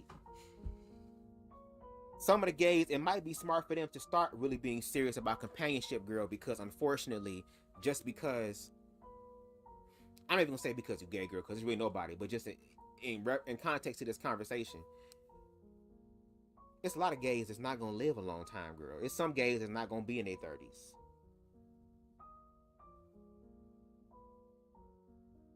Baby, there's so much information we could be learning from each other if we would just shut the fuck up, listen, and work at the gray area. And that's honestly the God's honest truth. I don't want to die alone, and I don't ever want to think about, being old and being on my deathbed by myself. Like, I know I have my siblings and my other family members, my nieces and nephews, and even like with my nieces and nephews, I don't want the closest thing to children to be my nieces and nephews. I love them to the core. I would do anything for them, but I also want my own kids. And it's sad because it's like I feel like I see so many older gay men, or just gay people in general, go through this process where they think that they have forever. Because how many people do we actually know live to see 100? How many people that we actually know are 100 years old? I don't know anybody that's 100. I don't even know anybody who has lived to be 100. My grandma died in her 80s. My other grandma died in her 70s, and same for my grandpas. Pretty boy, not your comment. Not you on your Say So TV shit. So if we're gonna wait until we're 40 and 50 to finally be serious about So if we're gonna wait until we're 40 and 50 to finally get serious about love, then that means that we've wasted most of our lifetime, like not even trying. And that we will have only experienced love for only a second. Because that's how long life feels. It feels like it's only lived for a second. Like we're here today and we're gone tomorrow. And not everyone wants kids. Not everyone wants to be married, but I do. And so many of these guys that I went on dates with or have dated or have been in relationships with, they all say the same thing. They want love. They want to be in a relationship. They dream of kids, but how many of us are actually doing the work to cultivate that? How many of us are actually, trying to build that kind of life? I feel like when I think about gay relationships, I think of, in a general sense now, I think about, cheating. I think about physical violence, mental abuse, just being toxic, cussing each other out, hitting each other, putting each other down. Like, that's not what I want. And And You don't have to have all that. The Black Anarchist says here, how is it fair to create children just so you can have someone to watch you die? Does he realize how selfish and cruel that is? They didn't choose to be born. And I can understand that, especially from your perspective. Especially because of just how the world is, and like, why would you even bring children into this world? Because this world basically just wants to consume and consume and consume and suck up life force. So I'm not going to contribute to that, which I can understand. If you are going to make the choice to bring children into the world, because that's just going to keep happening, I don't even say unfortunately, because things can change in the world to where human beings can actually learn and thrive. But in these type of things, I can understand that. But if you're going to bring children into this world, the confines that parents operate in this safe kind of space, they also gonna have to get out of their comfort zone and start going into uncharted territory, because you're bringing another human being into this world who has the ability to affect this world, whether it's in a major way as far as outwardly, communally, collectively, or even outwardly in someone else's life, fuck up their whole world. So people have to be more cognizant of that. But if you're just having children just so you can have somebody take care of you, or just so you don't want to have somebody there to watch you die, yeah, that is selfish. But I think with Ron listening to his commentary, and again having conversations with him behind closed doors, he wants to experience the reality that I think, dealing with his blackness, especially here in America, he has never had before. As you will hear later on, he has family members that have children. They have good rapport with their children. They're able to be in their children's lives, allow their children to humble them as parents, that he also wants to replicate in his own way. And he has every right to do that. No shade, but I can understand from your perspective. He does not want to create children in order to give them a good life. He wants to have children so that he can exploit them for his own deficiencies. If you see it in that way, that may be the case. I mean, that's something that you can allege. I don't believe it to be in that way, but again, I don't know Ron like that. I've had conversations with him, so I have a kind of a basic idea of his personality, and I know that he's a good person. He's a person that does need to heal, needs to do therapy, needs to cry and let it out, and to tap into his emotional side, which when he was Ron the Republican, he refused to do that, because when I looked at his commentary, it was like he was all cried out. He had things done to him that was horrible, to where it's like, yeah, you may not have a positive black experience as far as a father in your life, but you definitely, unfortunately, have had a lot of experiences that makes you a nigga in reference to your father not being there. And that's not shade, that's a sad reality. Which, to the black anarchist point, if you can't even be here for the children that you create, and you just creating children out of a nut, then why don't you be an individual who ends up just having a vasectomy, so you ain't got to worry about having kids, so that you can shoot the club up with blanks and ain't nobody dying. You can be cut. Everybody get up. Hurry up and wait. So the black anarchist said, I watched my father unalive, and one of the most painful experiences I have ever witnessed, and I will never forget it for the rest of my life. So what you're saying, in a sense, is like watching your father pass away was a very traumatic experience for you. And I can understand. I'm going to say I can sympathize and also empathize, because I know that one day my father would pass away. And my father is in his late 60s, entering to his 70s. And the life expectancy for black men are very low now. They're lower than what they've been before. I know that one day I will lose my mother. Hell, there's a possibility that my parents might lose me, especially with the advocacy that I want to do. But even though that could be the reality, I think when we think about or that radical transition, is to help us be in the present moment more. So even though you saw or had a traumatic experience. And again, I can only imagine. I know that I'm gonna have to have weed on deck, girl. I know I'm gonna have days where I'm gonna be crying and maybe want to scream, girl, when my mom passed away. I love my dad and I will be depressed as hell with my father too. But the connection that I've had with my mother emotionally, that will be very hard for me. But I know that I'll be able to make it through that. And for me, I know that in that position, I can learn from that experience so that even if I do decide to become a parent, when I am secure and solidified in who I am, to where I can create an environment for my child to have a good head start in life, that I'm going to be a better father than my father. But I'm also going to talk to my children about death a lot. Not to scare them, but to prepare them for reality. So that when that time does come, it's not just sorrowful. It's the fact of, I had an amazing, wonderful life with this person who has changed my life, who has made me better. Because at the end of the day, we're all going to die. There is somebody who's going to be traumatically affected by your absence. Whether your ass is a mega star like Michael Jackson, girl, and got millions still crying to this day, or whether you got a handful of friends, that 5 people who their world is gonna be fucked up. Learn to respect and receive the love that you deserve and desire in this society, in this country.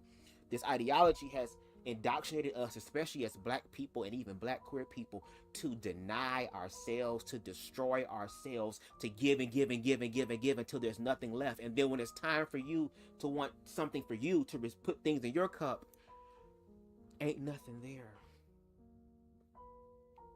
And we wonder why the unaliving rate is high, or why people just say fuck it, let me just have reckless sex with whoever because I don't want to feel shit, or I'm trying to fuck because I want to feel something. And how you put yourself in harm's way, because not everybody is able to dodge a bullet.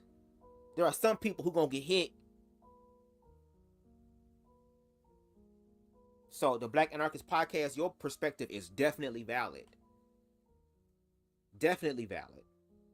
And to your point, if you're going to have children, make sure you do it with intention and purpose. Not because, oh, I want a mini-me girl. I just want to walk around the mall with my little child. Girl, oh, I got baby fever. Yeah, everybody got baby fever until the baby won't shut the hell up. Crying. Until the baby shits all up its back. Until the baby starts breaking shit. Until the baby gets in their terrible theories and start grimming the hell out of you and looking at you and irritating the hell out of you and asking you every question in the world, to where you got postpartum, to where it's like, girl, do I want to? There are so many damn stories and videos and documentaries on YouTube of parents who have unalived their children because they were stressed the fuck out. Like, to your point, the Black Anarchist Podcast, if you're going to have children, especially in this system, if you don't teach them to love themselves, you are literally offering your children up for sacrifice. So again, if y'all want to know more about that, make sure y'all check out the Black Anarchist Podcast book, Blame It on the Dress. I forgot the rest of the name, girl. It's been a long time since I said it. I think it's Black Queerphobia and Performative Masculinity. Excellent read. Let's continue with the video. I'm gonna change my music up some. Is the video playing? I won't deal with it, and I won't stop trying to achieve it. But one thing I will say, like now being in my 30s, is that I really thought by now I would have been married, if not engaged. I really thought by now I would be in a headspace to where me and my partner would be thinking about kids and, you know, building our game plan of how we're going to actually handle kids. And something that bothers me personally is the fact that, you know, I have brothers and sisters who are married and they have kids. And when I think about, you know, that part of life, I feel excluded from those kinds of conversations because I'm not married. I'm not even in a fucking relationship. I'm not the honestly, my siblings, just like everyone else that is straight, and at this point, everyone who is gay at this point, seems like that life of marriage and kids is unattainable. It's the odds are against us. But I don't feel that way. I don't feel that way. I don't feel like just because I'm gay, I don't deserve to be in love with someone. And you know what? Here's where I'm gonna take accountability.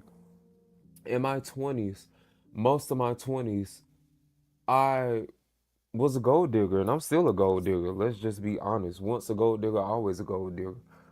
Because you can't. Now, before you give your perspective, no shade. If you're going to be a gold digger, you're going to have to play the gold digging game, which means love is not going to be in there. What you want is not going to really be in there. Now, they may give you the illusion. Now, if you just want the illusion that you got a happy marriage with your husband, if you want to give the optical illusion that you is good with you and your children and your household, but it's really not, then you might as well not be with that nigga, nor would you rather have children. Because again, to Black Anarchist's point, you're serving your children up, bitch, to a gluttonous demon that wants to suck the soul out of your damn child in more ways than one, unfortunately. Because if it's gold digging, the only thing that matters is the money. That's the thing that's keeping everything together is the money. That's the glue, which is the money. That's the lifeline, which is the money. That's the life source, that is the money. Not love, money, which means at any moment that motherfucking shit can be removed, which means at any moment if they want to do what the hell Trump and them doing by taking illegal immigrants out and bringing their version of immigrants here and giving them money, girl, because they want to work cheaper. There's nothing wrong with wanting to be with a partner who has financial literacy and is able to take care of themselves. Because if life gets hard and somebody has to bear the weight of all that has to be, no Anita Baker sometimes, you want to make sure that you have a partner that not only can do that for you, but you can do for them. But it's got to be more than that. It says your mom still thinks you'll end up with a girl.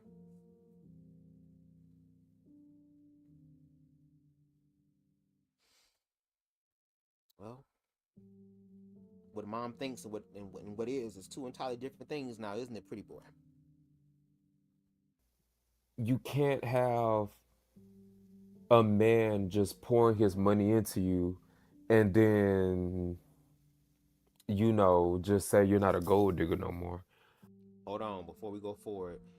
Exactly, he wants to be in a relationship because he wants someone to take care of him. He's a taker. There is nothing about anything he is saying. He is extremely selfish. He's speaking now, even though he said once a gold digger, always a gold digger. I think there is context and nuance, and again, I can only say that because I've had conversations with him about this years ago, or a year or whatever, some change ago about this. So the fact that he's saying it is just really validating what I said. But I think what he's saying is that where he is now, he just wants to be. If I'm in a partnership with somebody, that's like we're going in on a business.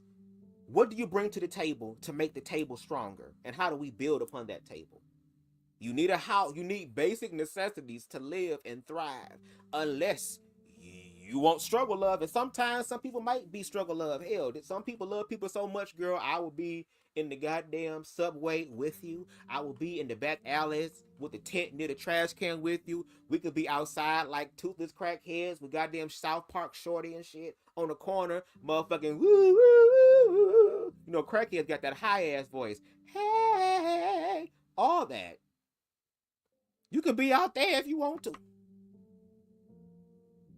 But he don't want that. And I think it's because in his experiences, he has dealt with men that was able to pay. But again, they want to pay to play. So that's a form of security that he wants. But he said back in his 20s when that was his main thing. And a lot of times, a lot of these women and even gay boys are like, I think we said earlier, the city girls, pay me nigga, don't bullshit me, stripping on the pole, all that other type of shit. Because the money is the only thing that they can trust, because these niggas, they can't. If you know you fucking around with a dude who just wants to have sex with you, who just wants to objectify you and not honor you as a person, they're saying, okay, well, let's treat this as a business transaction. Ron said there were times where, girl, he was at restaurants, rooftop restaurants, girl, with niggas who had all types of money, girl. Buy whatever you want on the plate.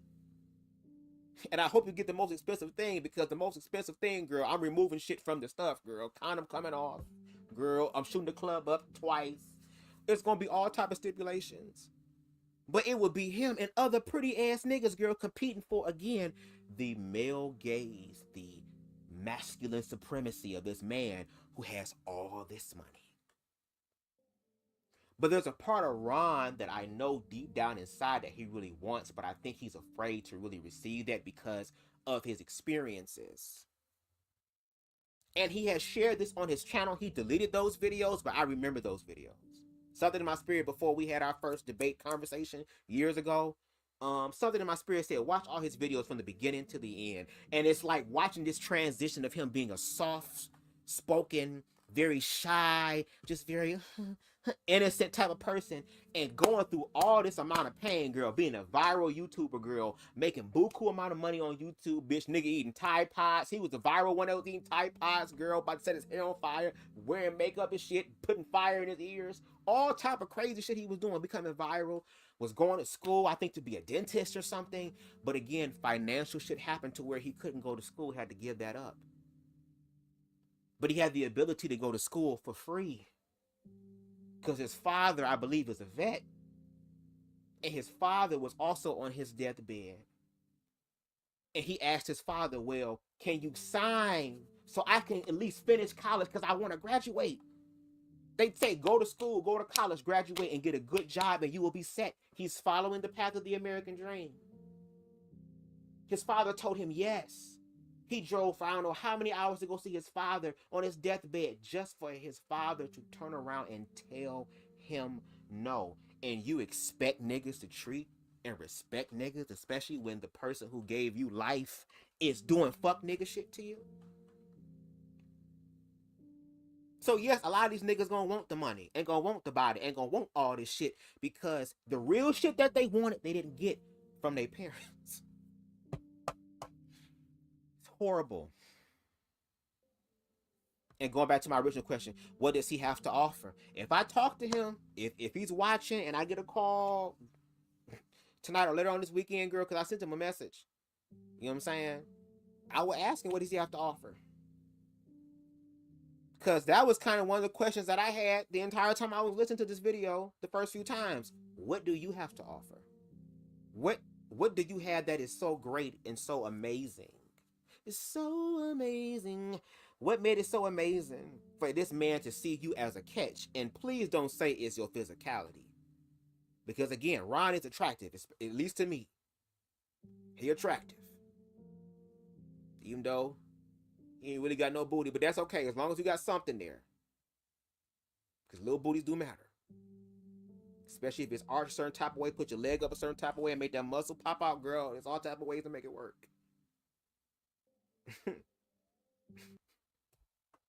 Okay, let me shut up, because again, I don't know how much time I got left, and I ain't really trying to be on here for a very long time. Facts, she says in a joking way. This is why I don't want to be in a relationship. It's because of people like him who are looking to take. When they get to know you, they are really trying to see what you can do for them. And there are some people who do that. But that's why when we love ourselves, we'll be able to pay attention to the red flags and already know when niggas be on bullshit. But what I don't want to happen is that when the universe, God, source, consciousness, if you believe in something or nothing, it still believes in you. When that person or individual comes around that will not only just receive from you, but realize I gotta give unto you. If you don't know how to receive because you're so used to giving or you're afraid to give, you will never manifest a relationship that you desire in that way. And I'm not saying it's not possible, because all things are possible. Just because it hasn't happened in the past or it hasn't happened yet does not mean it's not going to happen. It's like working out. Yes, you work out for a week, your body's not gonna change. You work out for a month, your body's not gonna change. Yeah, especially if you keep looking at yourself in the mirror. But one way to notice that your body is changing is that when you buy smaller clothes and realize, girl, oh, this shit fit. I ain't gotta do none of that, girl. I ain't gotta worry about if I'm going to jail for attempted murder, girl, because my damn pants button didn't went through somebody's eye socket like a damn hollow tip. See, there are ways around it, but no shade. Not everybody is going to want that, and I accept that. And for those who don't want it, let it be known too. Just let it be known, because unfortunately, there's a lot of men out there that will lie to bust a nut. They will lie to you just to get you. They will love bomb you just to fuck you.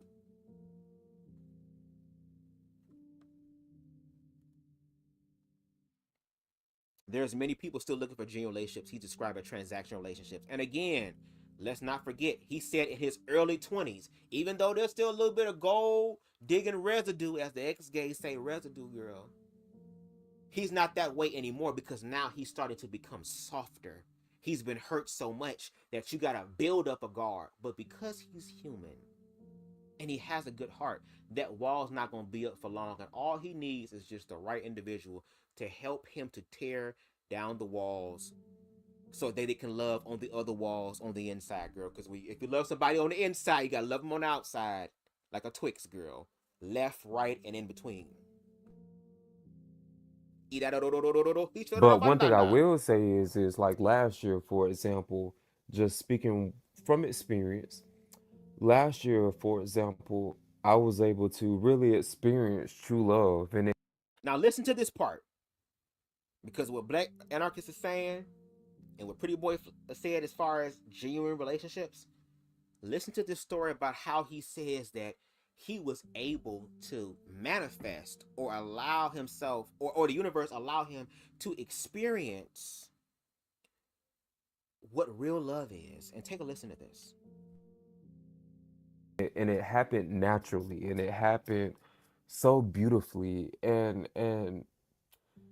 it was the first time in my life where I felt like, wow, I can actually love somebody, and I can actually, care about somebody. And even though when I was gold digging, I still had dreams of marriage. I still had dreams of kids, but my dreams then were a little different. My dreams then, as a gold digger with those dreams, was like, boom, I won't have to worry about money because I have a man who can provide, and I won't have to worry about, not being with my kids or sending them to daycare because I have a man who could provide, you know.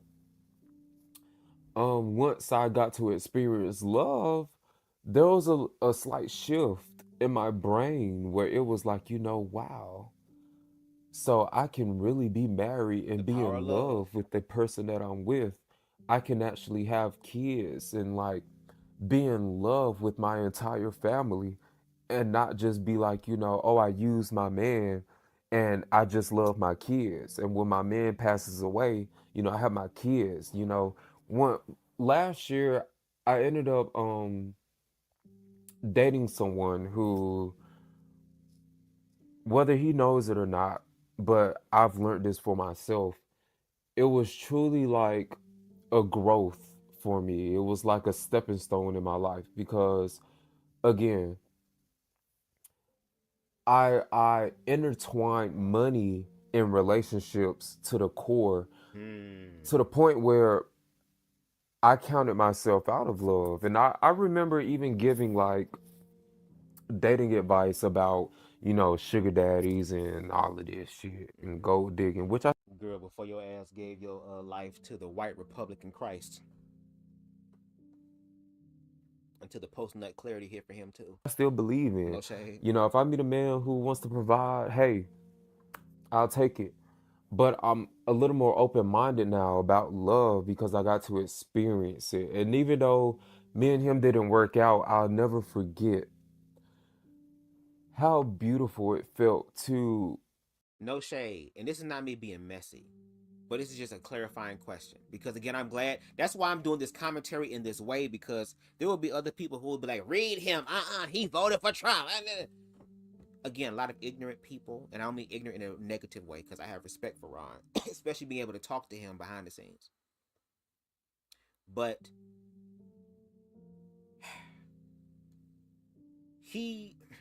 now that you have experienced what real love was, I want to know why it didn't work out.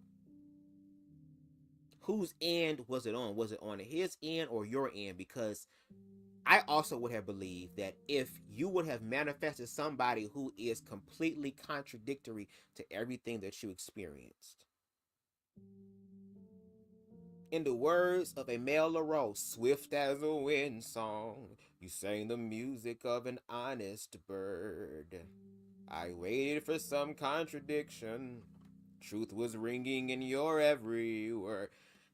If you had that, then what was it about it that was still not enough? And sometimes no shade. Just because you find someone who loved you, if you're not ready for that love, then maybe that's the universe's way of reminding you that you deserve it. Because like he stated earlier, which again, putting it all together, it makes sense. He counted himself out of love. Because if the man who gave me life does not want to love me, if these other men want to love me, but love me only sexually and what I do for them down here, as opposed to in here and in here, and that's always been the case, that's always been my experience, it's a survival mindset to where now it's like, okay, well, I have a choice. Either I can be used to fuck up, or I can find a way to at least get back at these niggas. So if a nut is all you want from me and I'm good for, then you're going to have to pay for that. And to your point, when you say using someone for money is far worse than using someone for intimacy, at least with intimacy, both people are getting something out of that. A lot of times, that's not even the case. There's a lot of people not catching their nut and mad as hell. No shade. I'm just saying. Care about someone else, how beautiful it felt to actually like plan out this whole future with someone. Like I felt like I was in a teenage dream. Like you know that Katy Perry song, you think I'm pretty without any makeup on, you think I'm funny when I tell the punchline wrong. I know you get me, so I let my guards come down, down. Any nigga who sing a song, because I thought he was going to just sing the first part, but he sung the whole thing, girl, and it was close to the key of the song. It was relatively close. It wasn't off key. You know what I'm saying? So again, shout out to the people who can sing on key, which we prefer, but if not close to it, is good. Adjacent to it is it would be somewhat acceptable. Like it felt beautiful to feel like someone saw me for me, and it felt beautiful to see someone for them outside of their wallet. Like the money is still important now. I ain't saying she a gold digger, but she ain't fucking with no broke nigga. Okay, the money's still important, but I got more nuanced. Okay, in the idea of love, and even though that didn't work out, I still think that it was a pivotal moment for me to really like open my eyes to all the possibilities. One thing I think that I struggle with as far as dating is that I am conventionally attractive. I am, you know, considered attractive in the general sense. And, you know, if we want to just cut all the bullshit, let's just be for real. Things like colorism exist. Things like pretty privilege exists, which ties into colorism, which, you know, I was able to take advantage of. But because I was able to take advantage of that, a lot of men in the gay community put this assumption on me that like I'm promiscuous, or put this assumption on me that I have hoes and that. First of all, shout out to Promiscuous From now on, I'm going to say promiscuous as promiscuous. Shout out to Andrew Caldwell, bitch. I have a roster, and I do have a roster. I don't have hoes, but I do have a roster. But what good is the roster if none of the guys that are on the roster are interested in what I'm interested in, provider So, or not?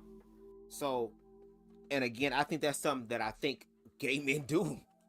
I think that also brings into clarity as well, because like for those people who do frequent the apps like Grinder or Jacked or whatever the case may be, when they end up hooking up and afterwards they block them. Again, it's just that's the only thing that we feel like we can do, and we don't even trust each other when we do that. Like look at how we operate. We have risky, not all, but a lot of times have risky sex with plenty of people that we do not know. And we have been kinked and indoctrinated, especially through corn, to believe that that's the reality of it. But the problem is that in the real world, when there are people who want something genuine, you have these people that have been programmed to think a certain type of way, coming into action with other people, and then there's like this glitch in the system when it's like, wait, why you don't want to have sex? Or they'll push people to do that. They will push people to do that. And then, if you are an individual who doesn't push for intimacy, now it's something wrong with you.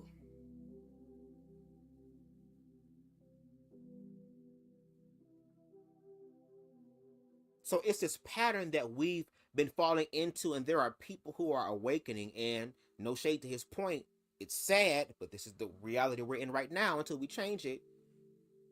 This conversation is only making sense or being bigger now because you have conventionally attractive people like Ron speaking about it. Because now it affects them. But no shade, I'm not judging him. I'm not saying that I'm better than him. Because I know that if me and him stand in a line next to each other, it's going to be more niggas that choose him. I'm okay with that. But then again, as we see in the reality, especially with a lot of pretty niggas, yes, you're chosen as far as your looks, but are you chosen inwardly? Is a man gonna sit up here and decide to dedicate a part of his life to you in an exclusive way, to give you that? But if you don't love yourself or have a healthy foundation of self-love, that when that person who's going to love you the way that you desire and deserve comes through, you're not going to be able to handle it, because the weight of the immediate reality of, oh my God, is finally here. All these hoops I put niggas through. He done jumped through all these bitches, ain't trip, ain't nothing. I'm talking about universe soul circuits with it. And now there's nothing else. Now I have to what? Trust. Now I have to trust. And baby, trusting is scary because you open yourself up to those terrifying opportunities. Yes, a nigga could cheat, could lie, could steal, could do all these things, but he could also be a good man. And I ain't talking about the person that's cheating. I'm talking about you could also manifest a good man who will be grateful when you give unto him. And because you give unto him, damn it, he want to give back to your ass. You get in a relationship with two givers who also learn how to receive. And that's when the shit becomes beautiful. And that beautiful reality is happening for all types of people. Ron has the ability to manifest that, and manifest somebody who's gonna love him, girl, when he ain't looking his best.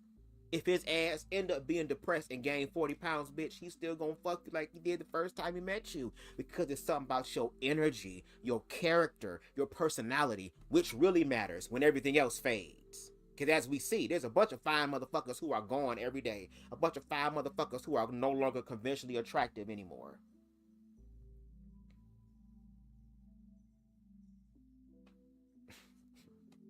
Anyway, there's so much we can talk about.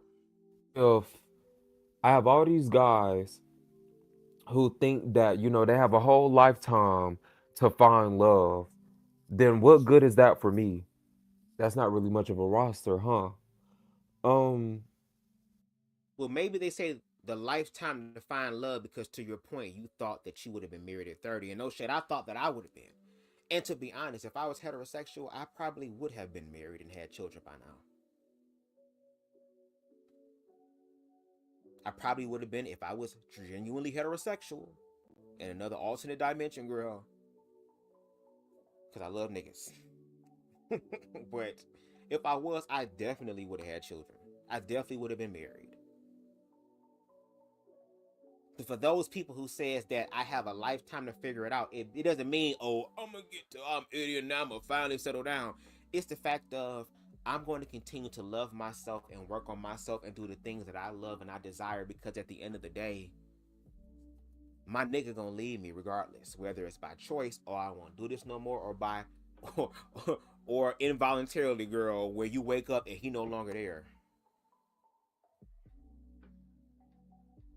So the best thing I can do is learn how to love myself so I can love him. I gotta lose myself in love so I can love better and attract another motherfucker that does the same thing. And that is a reality. But this system don't want you to see it that way. They want Ron and others like him who are starting to question certain things to just go back to the gold digging. Just go back. Even though a nigga broke your heart, bitch, oh, bitch, a nigga broke your heart, girl, but you was able to buy all this shit. And that's material shit that when your ass die or somebody close to you die, all that shit don't matter. You probably gonna have to pawn some of that shit to pay for the funeral. But that memory on how, if it's one, and I'm gonna play the video after this. It's one thing my father said, that's a quote, because I just love how my father just gave quotes. If it's one thing a person is gonna always remember about you, they're gonna remember how you made them feel. When you make people feel good and you do it genuinely, there are people who are going to give back to you. But you got to be in the practice. We all have to be in the practice, even myself. Because I'm an overachiever. I'm a person that over-explains. I'm a person that, and that's a trauma response that I'm transmuting into a power, into a superpower. But I also have to realize that I deserve to receive what it is that I give out. Because there was a point in time where I was giving and giving and giving and giving. And there was one point in 2018 where it got so scary, I thought I would have not been here. Because the reality of what I wanted and what I started to believe that I would never have, girl. Yes, I'm going to love myself until it's the right time for the shit to happen. And whether that's 35, 45, 55, 65, I just hope that I still look good. At age gracefully. I just hope that I can still move. And I just hope that my sex drive is still where it's at, baby. Because I don't give a damn. When I do find love, girl, and if it ain't love, if it's a cool-ass person that I'm cool with and vibing with, girl, and we just have that camaraderie and feel safe and comfortable with each other to do sexual shit, girl, I spent the majority of my 20s being Mr. Nice Guy, being a person who being a gentleman, and I'm still that girl. But I'm ready. Baby, I am ready. I'm ready to go from 5'2" to 3'7", girl. I'm ready. Baby, I am a human being just like everybody else, girl. And when you ain't out here having those relations, girl, when you finally have the opportunity, girl, you indulge in it like a certain content creator, girl, whose titties indulge as slippers during cold winter months. Make sure y'all check out my latest post on YouTube, girl, about gay marriage still being safe.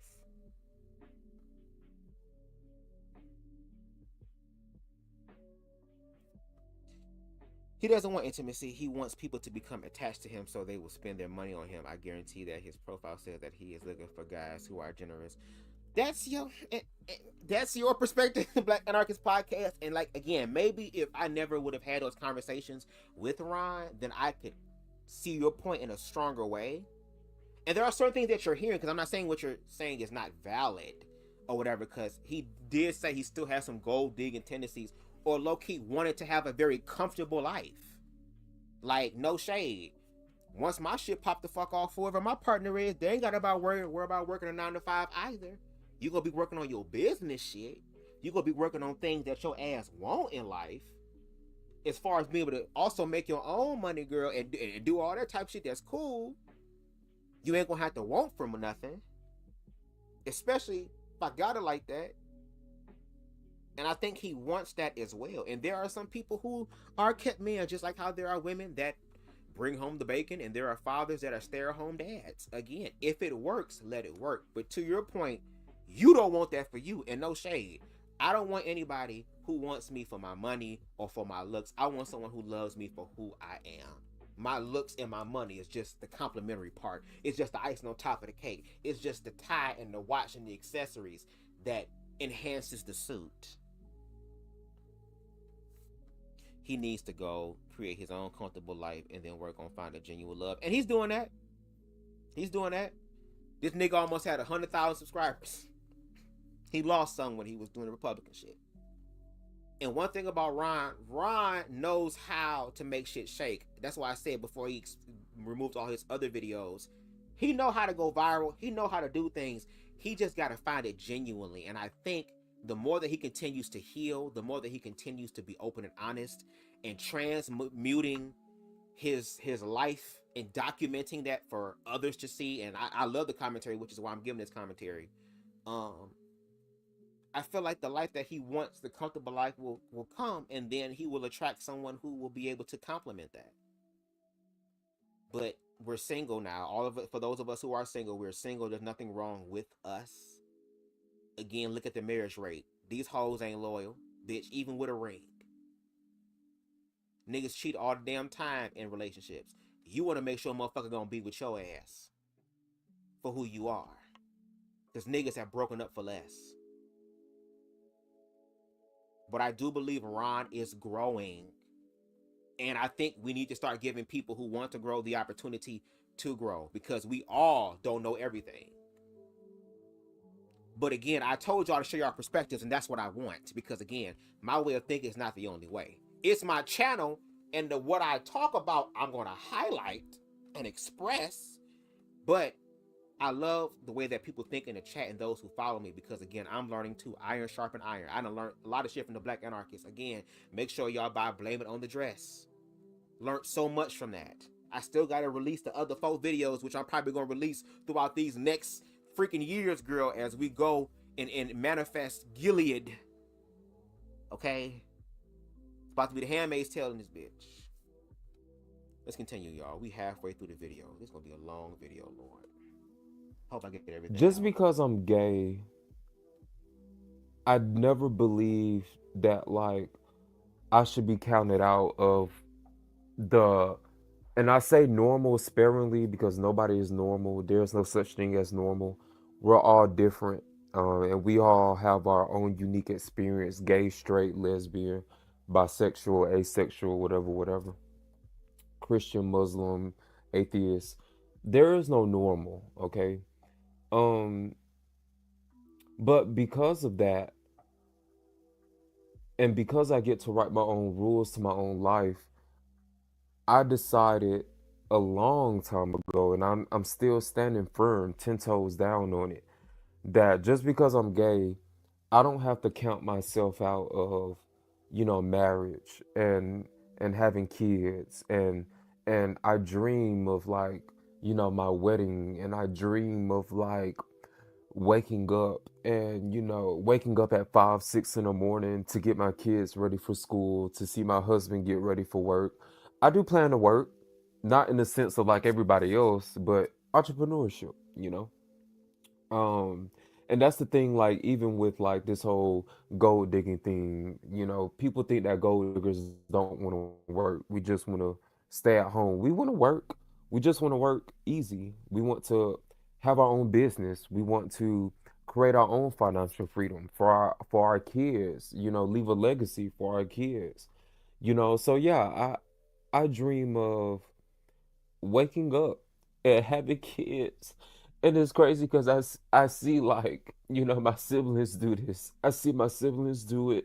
They have these family trips and they talk about my nieces and nephews. And sometimes, as I get older, I think like, will I ever experience that? Because I I'm gay, and it seems like the gays don't want that. It seems like the gays just want to be promiscuous and get on grind him, or it's called grinder, but I call it grind him because it's such a, it's so funny to me. It's I'm sorry. I'm not smiling because of what he's saying and him being emotional because I appreciate that. That was one of the aspects that made me want to go live and kind of delve into this because he kind of opened up in a way that I wish a lot of gay men would, and they're afraid to. Okay, but when he said promiscuous, I just started laughing, girl, because I'm like, that's something I would say, girl. You ever know a motherfucker promiscuous? Y'all know I fuck up words, girl. So to find out that there's other people who also blender up the words, I don't feel so alone. I don't feel so alone. Let's continue. Such a joke to me that I just have to make a joke about it. That fucking bullshit out.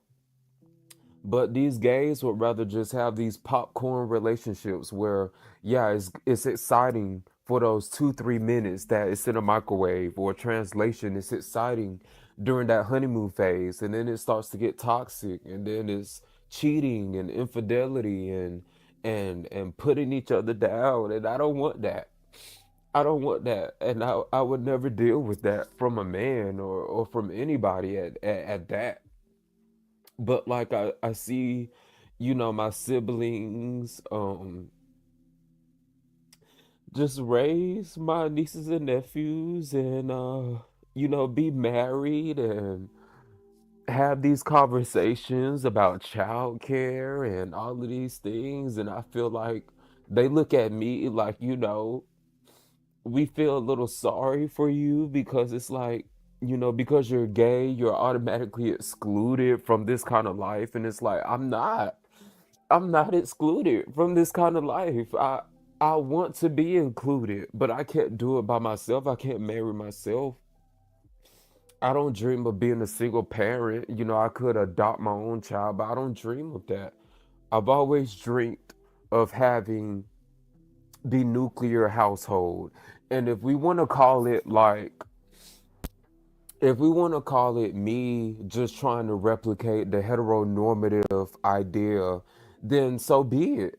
So be it. But I don't see nothing wrong with, you know, having that as my legacy, especially as a gay person, especially for the gays generations from now, in decades from now, that'll look at us at large and say, oh, all we're supposed to be is just fucking, and that's it. That's our existence. Just fucking,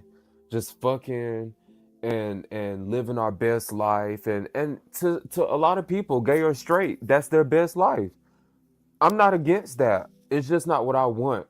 And what I'm saying is it seems like it's not something that a lot of gay people want. And I deal with very distinguished men. I don't deal with, just any kind of men. I deal with again, I ain't saying she a gold digger. Hey, but she ain't fucking with no broke. Again, I deal with distinguished men, but the commonality. Uh, the black anarchist, no, no, no, no. Ron is a homosexual.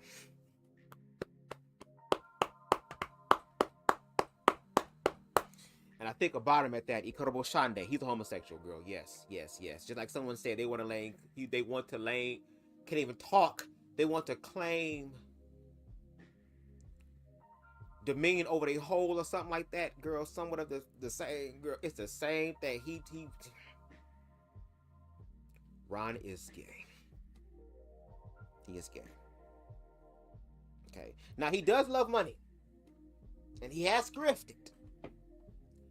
But he not no heterosexual person cosplaying as gay. No. And if so, he doing a hell of a good job. It's some niggas who I guess done had that pussy girl that what nigga is finna go that deep in trying to walk in the shoes of a queer person if they're not really queer. Unless you really about their life. Let's continue. Is always the same. They ask me on the first date, what are you looking for? What are your life goals? And I say, I want to have kids. I want to be married. I dream to, one day me and my man, see, I dream to my man, and I dream like decades from now to be like telling our kids, you better humble yourself because me and your daddy was was sexy as hell. We was out here breaking hearts, baby, when we was your age. Cause you know how like we'll look at our parents or our grandparents or our aunts or uncles or whoever that may be in your life, you know. We look at these older people when we're so young and we're like, please, you don't know shit about game. You don't know shit. I dream to like have those kinds of conversations with my kids. Like, you know, not conversations, but jokes rather. You know, with my kids, like, baby, me and your daddy, hey baby, go pull out the photo album. Go pull the photo album out. So we can show these little bitches that we was breaking hearts when we was that age. I dream of that. I dream of like, you know, seeing our kids accomplish things, you know. And I think another reason why, at least in this video, he is low-key pouring his heart out again, which is what I wish a lot of gay men would continue to do, because that's very therapeutic healing and you can actually work the shit out. Again, Ron has shared in his past that the family life that he wanted, he didn't really have. And again, trying to replicate what it is that he wanted, it was difficult, especially in the queer community, because a lot of us, like me, me and my father's relationship started getting good as I got older. Before then, when I was younger and it was in the closet, it wasn't really good. I didn't really trust him.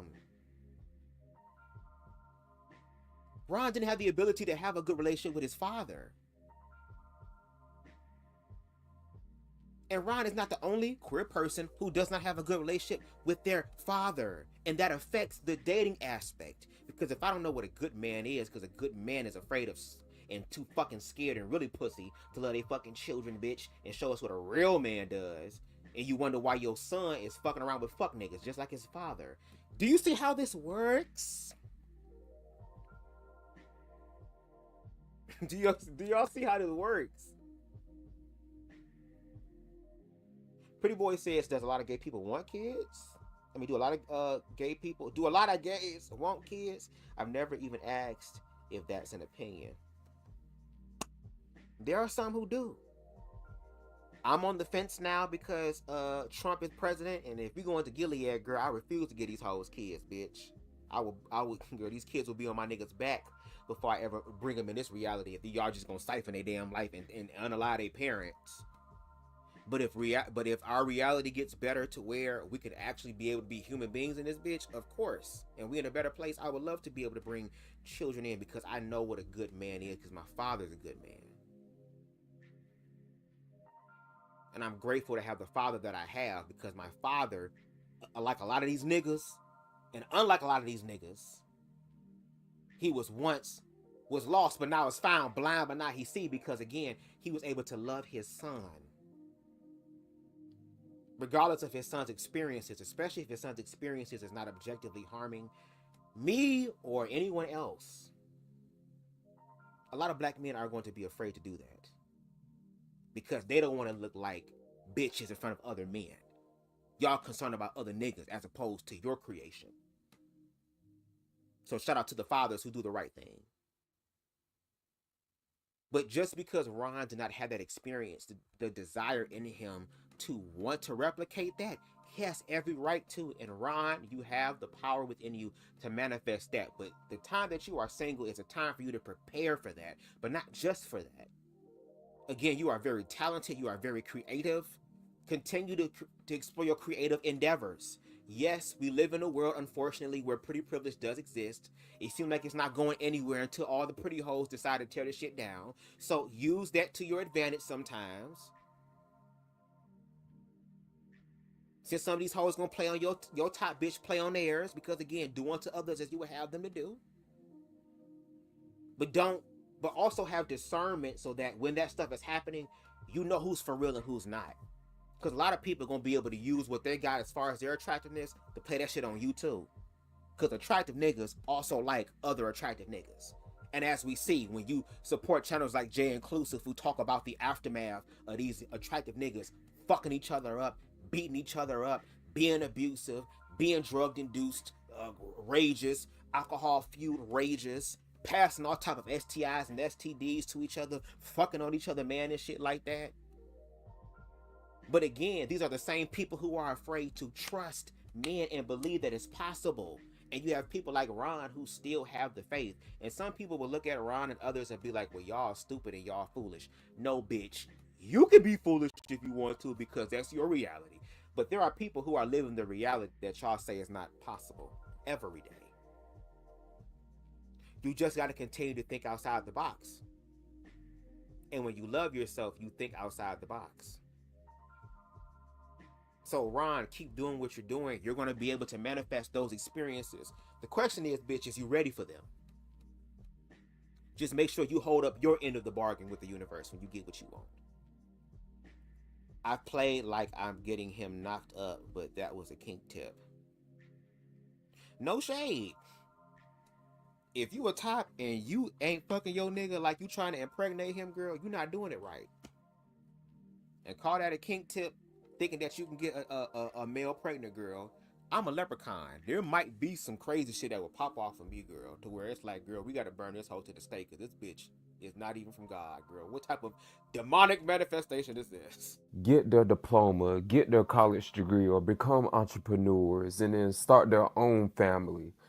And then, you know, us, me and my man becoming grandparents, you know, we have grandkids and then we travel the world with our kids and with our grandkids and then with just us, you know, the big house, the cars, the doctor visits. Oh, eat your honey nut Cheerio. Oh, you know, I'm on the phone with my girls, or I'm on the phone with my siblings. Like, you know, Fuck around, tell your kids, eat your honey nut Cheerios.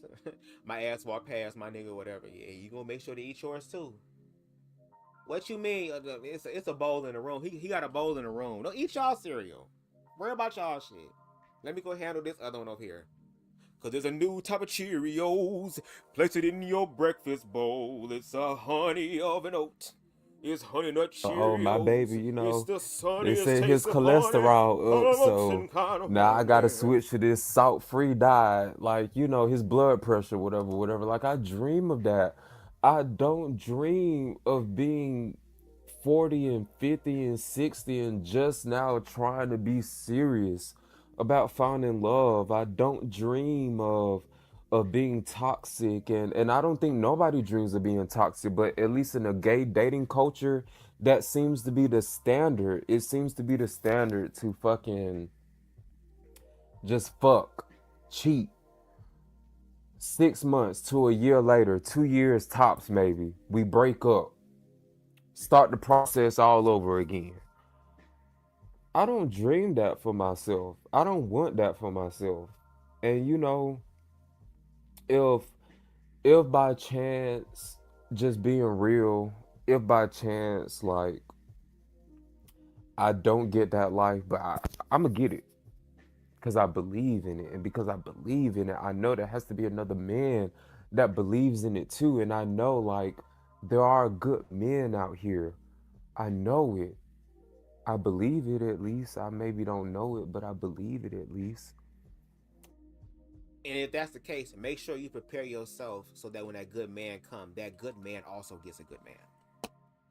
Make sure that's the case too. That's a conversation I wish it for me, objectively, when the gays start having conversations about preparing themselves for the love of their life, knowing that they already posture in a way to receive it when it comes in, then I know that we're having healing conversations.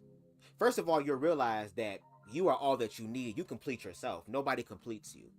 But now you live from a place of want instead of need. All you have is yourself. You came in this world by yourself, you're going to leave, so all you need is you. But now I live from a place of want to where want is not as strong as it is because what I want will eventually be removed from me in some way, shape, or form, fashion.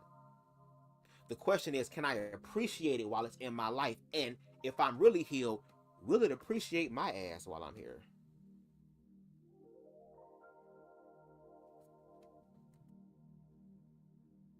I have hope for it because I'm one of them, you know.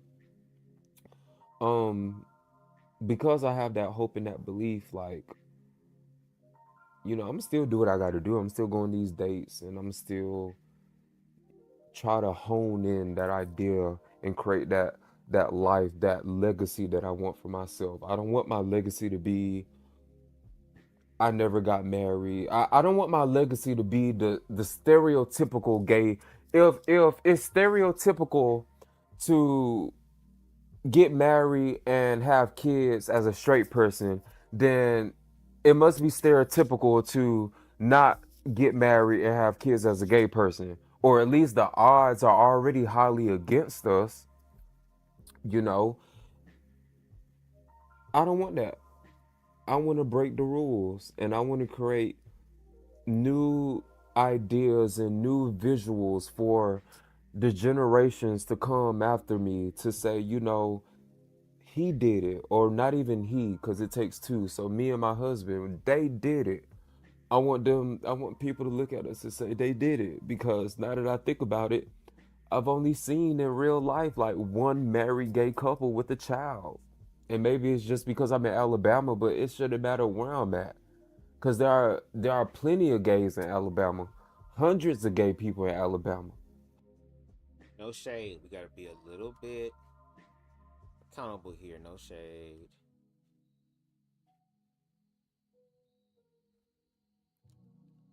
You speak about Alabama and the fact that there aren't gays with kids. And again, this is me just being accountable just for one moment.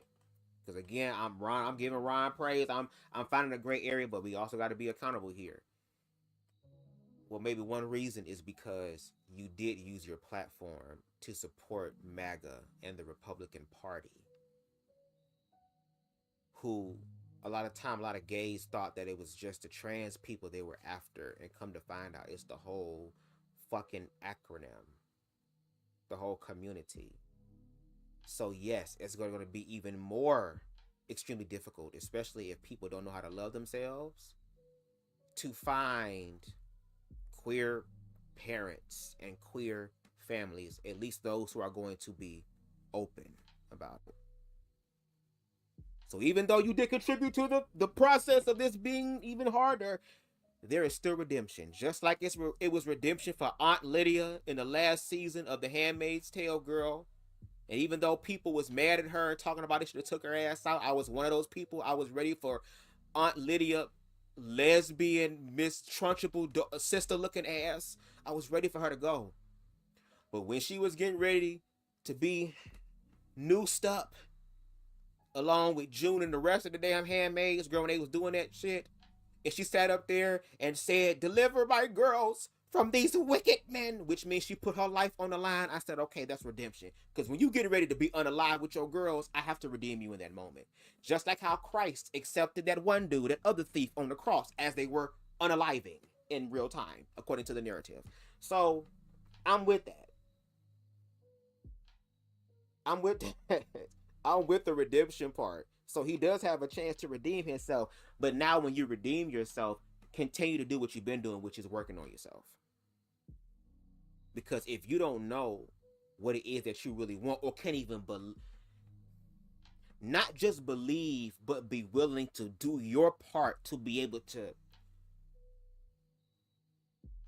play along with the universe, to be able to bring what you want from the ethers into this objective reality. It is possible. There are people right now who are living that. T.S. Madison is a prime example of an individual who says, bitch, I don't give a fuck what you hoes believe, girl. I believe in me, and other people will soon come to believe me. And look what happened. She is living her best fucking life. All because she believed in herself. So the life that you want is true. But I do have to also say that gold digging spirit, you're going to have to tame that bitch a little bit. Unless your pussy is just that damn good. Because if you're going to play the gold digging game, they going to want that warm, tight, gushy, mushy, ushy girl. And no shade to females, but unlike females who have vagina, girl, y'all vagina, it can only go so damn far, girl. You can only hit that bottom, girl. When it comes down to men and anal sex, girl, you get to that second hole, bitch, you will be acting like you motherfucking Miss Frizzle, bitch, in the magic school bus, girl. That a booty hole? No, Keish, that's a valve. Hundreds. And I bet you this. So many of these gays will approach me. So many of these gays will approach me with lust, and they never approach me with the idea of like marriage, and they never approach me with the idea of like, starting a family and building a legacy. And I know it's not because, And no shade, the gays also need to learn. And again, I was one of them. I was definitely one of them, girl. I was so anxious to be in a relationship, girl. I was just like, girl, what I gotta do, bitch? What I gotta do? What I gotta do? What I gotta do? What I gotta do? What I gotta do? What I gotta do? What I gotta do? What I gotta do? What do I gotta do to be able to make this shit work? But I would try to force it or to rush it as opposed to organically letting that happen. Yes, but what type of man do you want to marry? What type of partner do you want besides the money and the looks? What character do you want? How do you want them to show up? What love language do you want? What is their love language? Like, there is so many questions we need to ask. You should be interrogating the fuck out your damn partner. There been plenty of times in the past I've asked questions because I love asking questions, bitch. I'm trying to get to know you, girl. Like, if you expected me to know you with my dick, girl, it don't work that way. I got to get to know you in here before that's unlocked. That's the secret character, bitch. You gotta fight these two things, bitch. You gotta beat the game on normal and then beat it on chaos, and then, girl, you get the fucking unlimited weapon. But I would have individuals sit there and tell me, oh, man, you asking too many questions. Now if a motherfucker say you ask too many questions, oh, okay, my bad. All right. Well, thank you. It was nice meeting you. I'll talk to you sometime. I'll talk to you on the 33rd, my nigga. We'll talk. I ain't about to talk to you again, girl. You already told me you don't like questions. And if you're saying that you want kids and shit, you need to be prepared to ask questions, because the children is going to ask you all type of questions, and they're going to keep asking you why. Why? But why? Why? But why? Are you ready for that? Not only the cute shit, like I said, are you ready for the headaches that come with it? Are you ready for your children getting on your last nerves? Are you ready for your daughter having an attitude with you and you telling her, well, then, damn it, buy your own tampons then, since you got an attitude? Are you ready for all of that? And Ron, you are 31 years old. Keep loving on yourself, learning who you are, and getting to a better place so that when that time comes for that person to come into your life that will be able to complement your life, you will be able to work together. And that type of love is going to take work. There are going to be times, and it's for all of us, in your relationships where things get tough and rough, and it seems like you're not going to be able to make it. There are some times where y'all might take a break. There are times where y'all may have to break up in order to make up later on. Like, are you willing to work through it and to become better? Not create a cycle, but to be better and to transmute that. Because if love is a part of the process, baby, love gonna help you to do that. Ron just said he experienced that shit, and it low-key shook him to the core to where it was like, girl, I need to heal, get my shit together. That's what love does. That's why we have to give it to ourselves, because if we rely on people giving it to us outside of ourselves, we will be an Elijah Zane, who was once, and no shade, even though he's 30, girl, Raheem Shabazz, his dick need to be nicknamed Shang Tsung, girl. This is a flesh pit creations. Where is Shao Kahn, girl, to stop this sort? Where is Kotal Khan to stop this sorcery? Where is the fire god Liu Kang, bitch? Where are these niggas at? Even Chronica, bitch, where she at, girl? Remix this shit. What's going on? What's going on? I got thick meat, and if my shit's slipping, I'm getting turned off thinking about all that. Tan through you. Tight, I'll be the one doing the stretching. Oh, you a top? Oh, well, me and you on the same team. What's up? We team tops. I'll put that on my height, girl. Now, maybe Ron is about him, so maybe you can come stretch him out. Best believe I'm gonna wet him. Best believe I'm gonna stretch him. Nigga playing about that it's bag, something I'ma wrong with stretch me. him. Best believe It I'ma has to be stretch him. something wrong with the culture. It has to be something wrong with maybe there isn't representation. I don't know, but I just don't want to wait. I just don't want to wait, and I don't want to be old, and I have this fear that I'm gonna die alone, and that I'll never, and I'm not saying necessarily I'll die alone. Like I'm sure when I die, there'll be my nieces and nephews and my siblings and all of that. But I also want my husband. I also want my own kids. I also want to be able to say, this is my man. Hold on. I know some of you big dick niggas love gaping holes because it's easier for y'all to get into. But I don't think Ron is that stupid to sacrifice his hole for free like that. That's why that gold digging spirit ain't gonna never leave. Some of you niggas want these motherfuckers gaping. So when they fucking fart, girl, dogs start barking. Cause some sort of whistling sound that only they can hear. So if you talking about he gaping and stuff, he's saying, well, if I'm gonna be gaping, so will that wallet. Baby. And I've been with him for All I see is 20, 30 side. years, and we've been married for 18, 28 years. We've seen everything together. Fuck Chronicle bald head ass. We've experienced everything together. I want to have someone who I can say, hey, this man knows me and I know him because we have stood the test of time. I'm 31. 20 years from now, I'm be 51. I can't imagine like just being an old hornball. And I'm not saying like all old gay men have just only been promiscuous their whole life, but at large, a lot of them have. Let's just be fucking for real. I don't want to be like that. I don't. That's because, again, a lot of those older horny gay men were younger horny gay men, girl, who just libido has not gone away. And that's why I want to be married too, girl, because I don't want to have different partners, girl. I want to be able to give it to the one person, bitch. And as we get older, we both we gonna be acting like we some damn females, girl. As far as when women get up in age 40, 50, they sex drive go all the way up.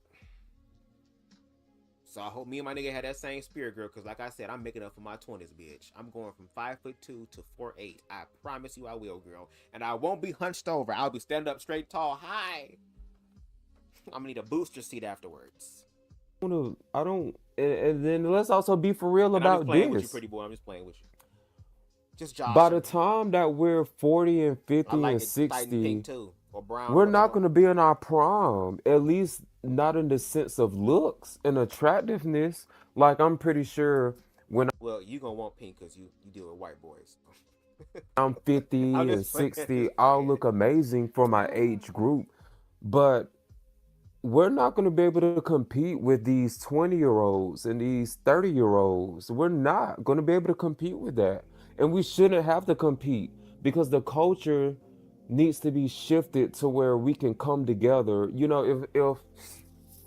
If so many men, gay men are traumatized, so many, and not all of them, if so many gay men are traumatized by not having a father in the home or by not having a mother in the home or by not being accepted or having to be DL or just whatever, I would think that would be more of the push to create the life, because that's always been my push.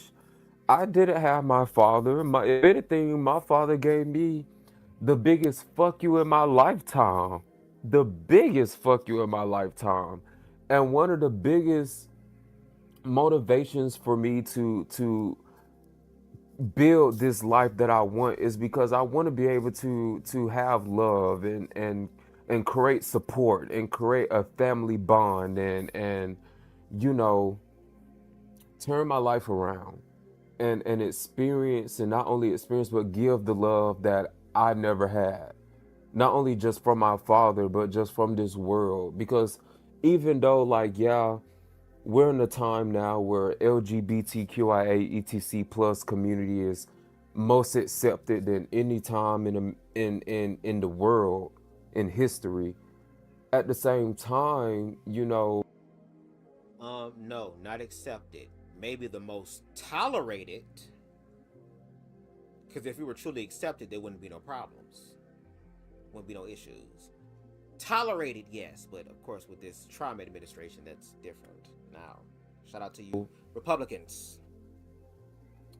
it took leg work to do that. People have sacrificed. There have been people generations before me that have sacrificed for my generation, the millennials and the Gen Z, to take advantage and have and live this free life. Like, people have sacrificed. And what are we doing with those sacrifices? We're sitting here making a mockery of it.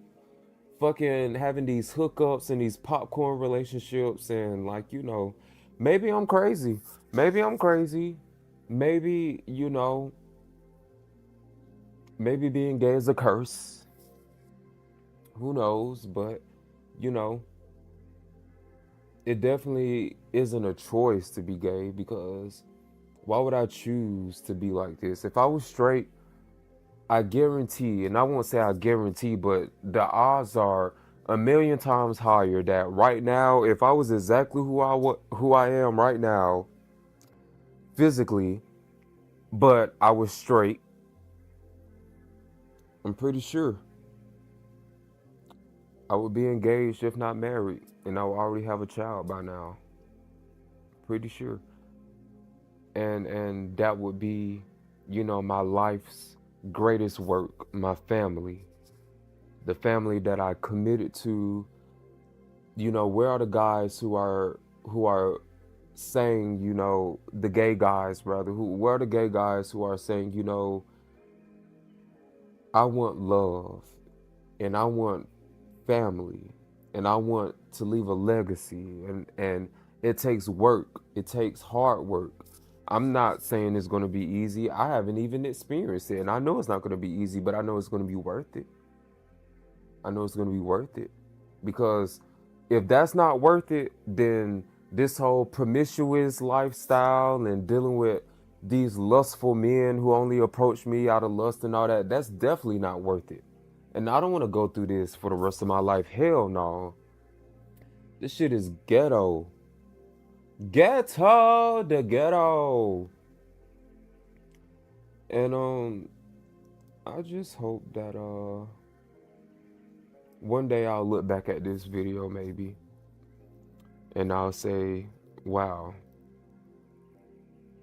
just when I thought I was like almost counting myself out, it actually happened for me. And like I said, like, one of the most recent blessings for me um was the fact that I got to experience true love. And I knew it was true love because it was also the first time ever where I didn't even want to cheat. Like, not that I wanted to cheat. No, I wanted to cheat when I was gold digging. I ain't gonna lie, I wanted to cheat, but I was never stupid. I was never stupid. I wasn't gonna fuck up my bag trying to go cheat. But this was like, I knew I loved truly because I didn't even have the thought process capacity of even cheating. It was like, no, I want to be with this man. And I'm just waiting for someone who feels the same way. So I don't know if I'm having like a gay culture issue. I don't know if I'm having just a regular dating issue, but looking at, like, reading the room of gay dating, it doesn't look that good. There's always a breakup happening. There's always some toxic shit happening. It's always somebody exposing and beating, and when I say exposing, I don't mean like down low, but I mean like, oh, let me tell you how this nigga really get down and all that. That's just not my vibe. That's just not how I get down. And I just had like this emotional moment tonight where it's like, mm, what is going on?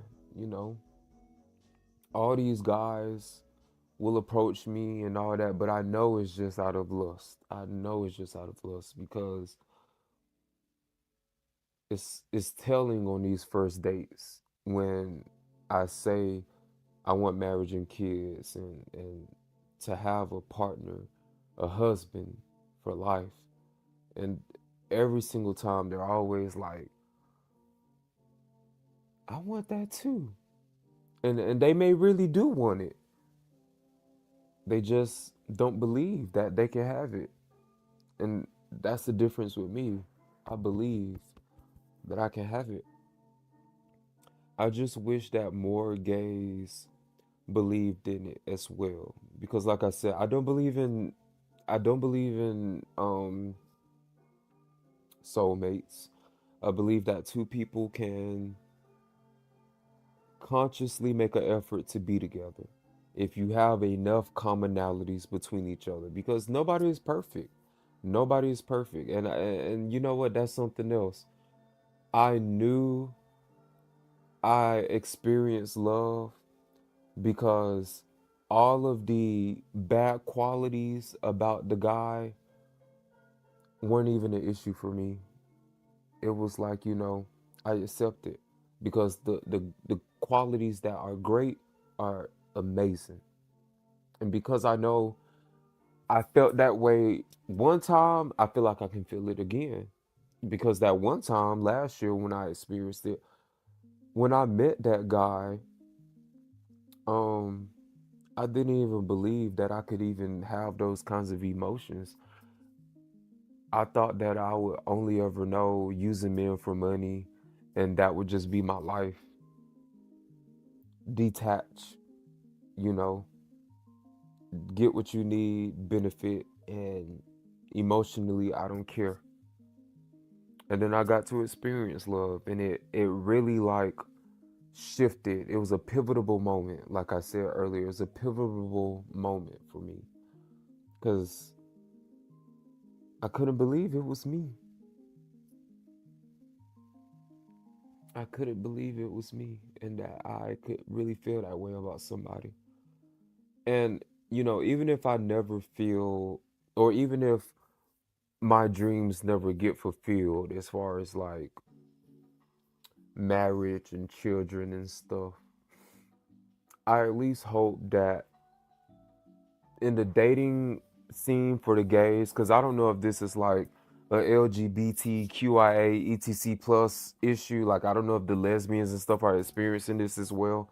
But at least I hope in the gay community, like monogamy and commitment and truly putting your soul into someone can be more accepted instead of like trauma bonding and trauma loving and just using some people as temporary placeholders. And I know like not everyone is meant to be in your life forever. I'm a Libra, just like that Glorilla song, just like the air I'm everywhere. If it doesn't work out with one guy, I understand. Move on to the next because you're gonna just be wasting time just harping on the past. But at the same time, as a Libra, I am the sign of love. I love love, and now that I got to experience love, I crave it even more. I look forward to it. It's like now, and I'm guilty. I look at some guys with lust. True enough, I'm I'm a man. I'm a human. Let's say that. Forget man or woman. I'm a human. I'm not perfect, but I lead more now when I am approached by men who want to go on a date or ask me on a date or anything. I lead more now with maturity and understanding that I'm in a position where I can really shift the narrative. And I can also invite a man into my world who wants to shift the narrative with me, and we can shift it together and look back at it 30 years from now when we're 60 years old and say, I'm so happy we shifted the narrative because our friend so and so, he talking about some him and his boyfriend just broke up. And who got time for that? Nobody has time for that. So that's my think piece on why the gays have a problem.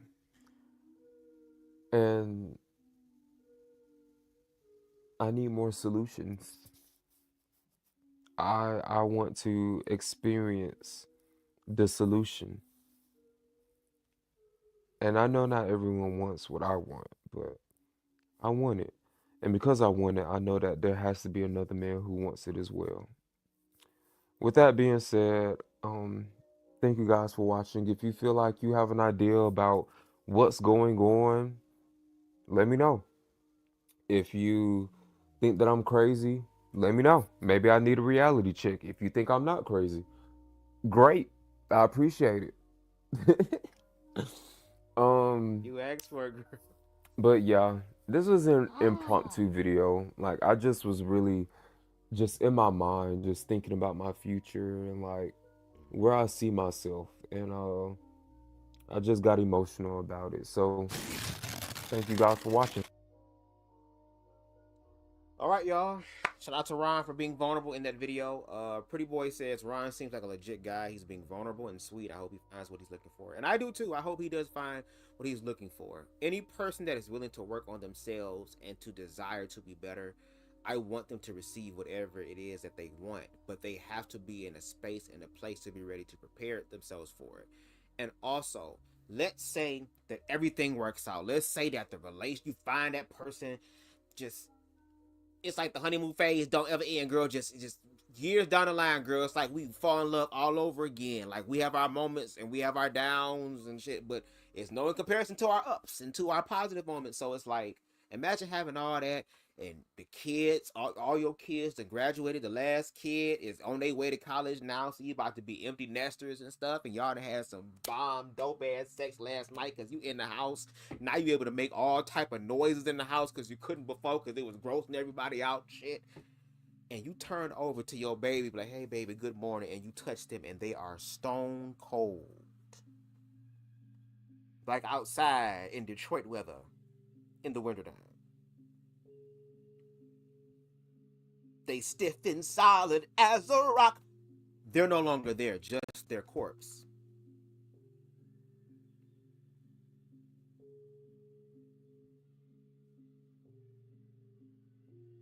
Like, when we also talk about relationships and marriage, like, when motherfuckers be taking those vows, if you believe in that shit, you supposed to be upholding those vows. Because you would want someone to be with you not just when things are good, but also when things are bad. Not only when you are rich, but also when you poor. Not only when you are healthy, but also when you sick. And you should want your partner, you should want to do the same thing for your partner. And we see people break up because the pressure and the reality that comes with what they want is overwhelming.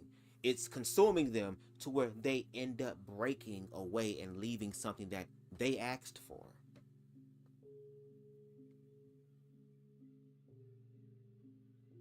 Which means that we have to start being deliberate creators in our shit.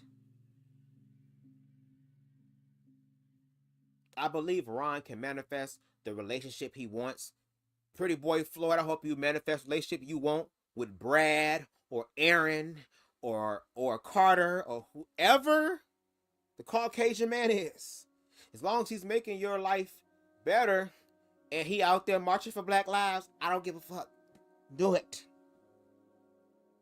If you an individual that feel that you have the capacity to love more than one person, and there are people who feel the same way about you, and y'all find a way to make it work through communication, through trust, and all these other type of things, then by all means do what works for you. We are not a monolith. Not everything is going to work out for us. But for those of us who do desire monogamy, who have had a family replica, because even me, with my family, I'm blessed to have the family that I've had. We've been through so much together in so many situations.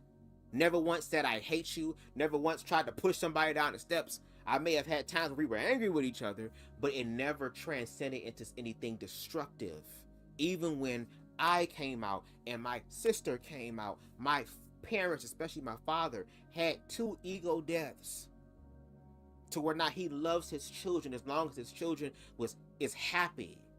Instead of living a lie and fucking up somebody else's life, to be able to prove something to a bunch of other motherfuckers who's struggling with a damn book that they pushing on the gays.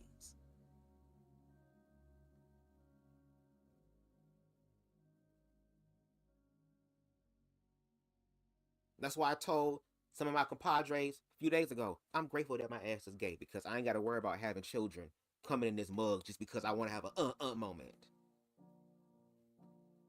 That if I'm going to bring children, if I'm going to be married, if I'm going to have these things that call for greater responsibility, I am going to make sure that I do what I can to posture myself to receive it. And even when I receive it, it's not a guarantee that we gonna make it to the end. It's not a guarantee that we're gonna grow old together. That's the goal. But if you love somebody and you're willing to be with them, it means I'm willing to go with you through these different realities and these shifts of life. And we won't really know it until we are tested. Pretty Boy says, I test them before just to make sure. And I get it. Sometimes people got to test the waters, put people through hoops and shit. But once niggas start working through the hoops and it's actually, well, not nigga in your case. But again, I'm just being funny. I have a dark sense of humor. Just let you know. So it's no shade. I'm just being funny. I'm just being funny. Because you kind of new over here. This is my first time seeing you. So shout out to you. So if you enjoy it, I appreciate it. But we kind of throw shade, like playful shade. And I'm quick on my feet and stuff. So, but when people start working through the hoops and they actually start proving themselves to be worthy, we also got to do our part to make sure that we can trust. And I've asked a lot of gay people this question. I guess I'll ask this question in closing. Let's say you manifested the energetic expression that you want through whoever that partner is, right? Let's say that's the case. Let's say things are going good, going great, and it's like, again, just you putting out these tests, these traps, this nigga like a ninja. I want to be ninja, just fucking everything up, doing flips, all type of shit. You know what I'm saying? I'm sorry, I read your comment, Pretty Boy. No shade. And again, I appreciate it, because again, I just thought, look, hey, I'm sure I'm a leprechaun. It's going to be a bunch of motherfuckers make jokes about me. My thing is, if you're going to do it, be funny. Because I know, regardless of what people say, I got tall, statuesque motherfuckers talking about, you like to climb trees? I sure do, and I even have my own ladder. Did what I did and came back, and I'm still alive. So no shade. Again, Pretty Boy, look, no shade. Who knows? My future partner may be a white man. Now, if he gonna be a white man, no shade, because of my activism, he gonna have to just accept some things. Because you can't say you love me, but you still hate black people. Not saying all white people do that, but if I'm gonna deal with somebody who white, he gonna have to be affirming, not just for me personally, but for people who look like me. You know what I mean? But as long as the relationship is good and y'all doing y'all thing and ain't nobody being harmed, Pretty Boy, hey, to each his own. No judgment. No judgment. No judgment. We're going to throw a little playful shade, a little dark humor shade over here on BubzDaGawd, but, you know, no real offense. And none taking, no shade. But, yeah, this conversation can get so deep, but we can only do so much. We already at 3 hours. If you can, please make sure you hit that like button, okay? Shout out to y'all rocking with me. I'm surprised this shit happened because I thought my fucking hotspot would have gave up because I'm still working out my internet shit, girl. No shade. But yeah, shout out to everybody who came through. If you can, please make sure you hit that like button. It helps the channel to grow in the algorithms. We are at, I think, 957, if I'm not mistaken. So the more that y'all like, the greater my channel goes out into the ethers of the internet and more people will fuck with it. Okay, if you do fuck with it, you been here and you like how we do shit, you can definitely hit that subscribe button, okay? And when you do, make sure you hit that notification bell so that you can stay up to date with all of my content, whether it's live or whether it's edited. I'm like the Holy Ghost, bitch. You don't know when I'm gonna strike, bitch. So if you want to stay in the loop on your tent shit and not your temple shit, make sure you hit that subscribe button, okay?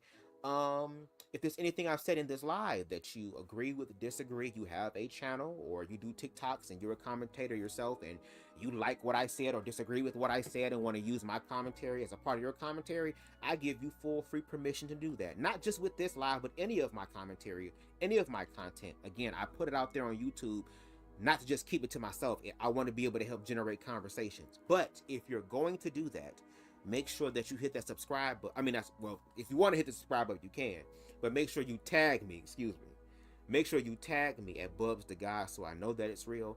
And if you feel compelled, if I made you laugh, if I made you think, and especially in these times because of Trump, things are getting tighter, girl. If you are in a place of privilege and you got a little bit to spare, girl, and you want to go ahead and bless the leprechaun, you can definitely do so by hitting that Cash App at the bottom of the screen, $BubzDaGawd. We take everything that jingles and folds, okay? Shout out to Pretty Boy Floyd being in the building. Shout out to Queen Stevie being in the building. Shout out to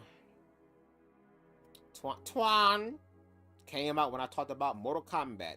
Shout out to Twan in the building. Shout out to the Black Anarchist in the building. Shout out to, I think we had Queen Spicy. I'm looking. I'm scrolling and I'm looking. Shit. I'm all the way at the top. Hold on. That's why I had to give me a mouse, because this motherfucking, girl, how to comment. This damn trackpad thing be pissing me off. Yes, Queen Spicy. Shout out to Queen Spicy. Shout out to Extra Smoke Dragon coming through. Okay, if you are a person that loves the herb, you is my friend, bitch. Shout out to Kendra Tooks being in the building. Shout out to those in the replay gang. Shout out to those in the bushes. You bisexual, bi-curious motherfuckers. Shout out to y'all. And until next time, everybody, y'all enjoy the rest of y'all motherfucking Wednesday. Peace.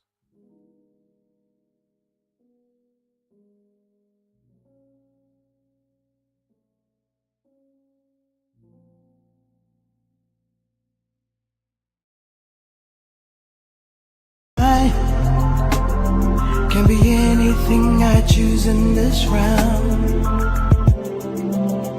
We are a sound vibration too deep to tell.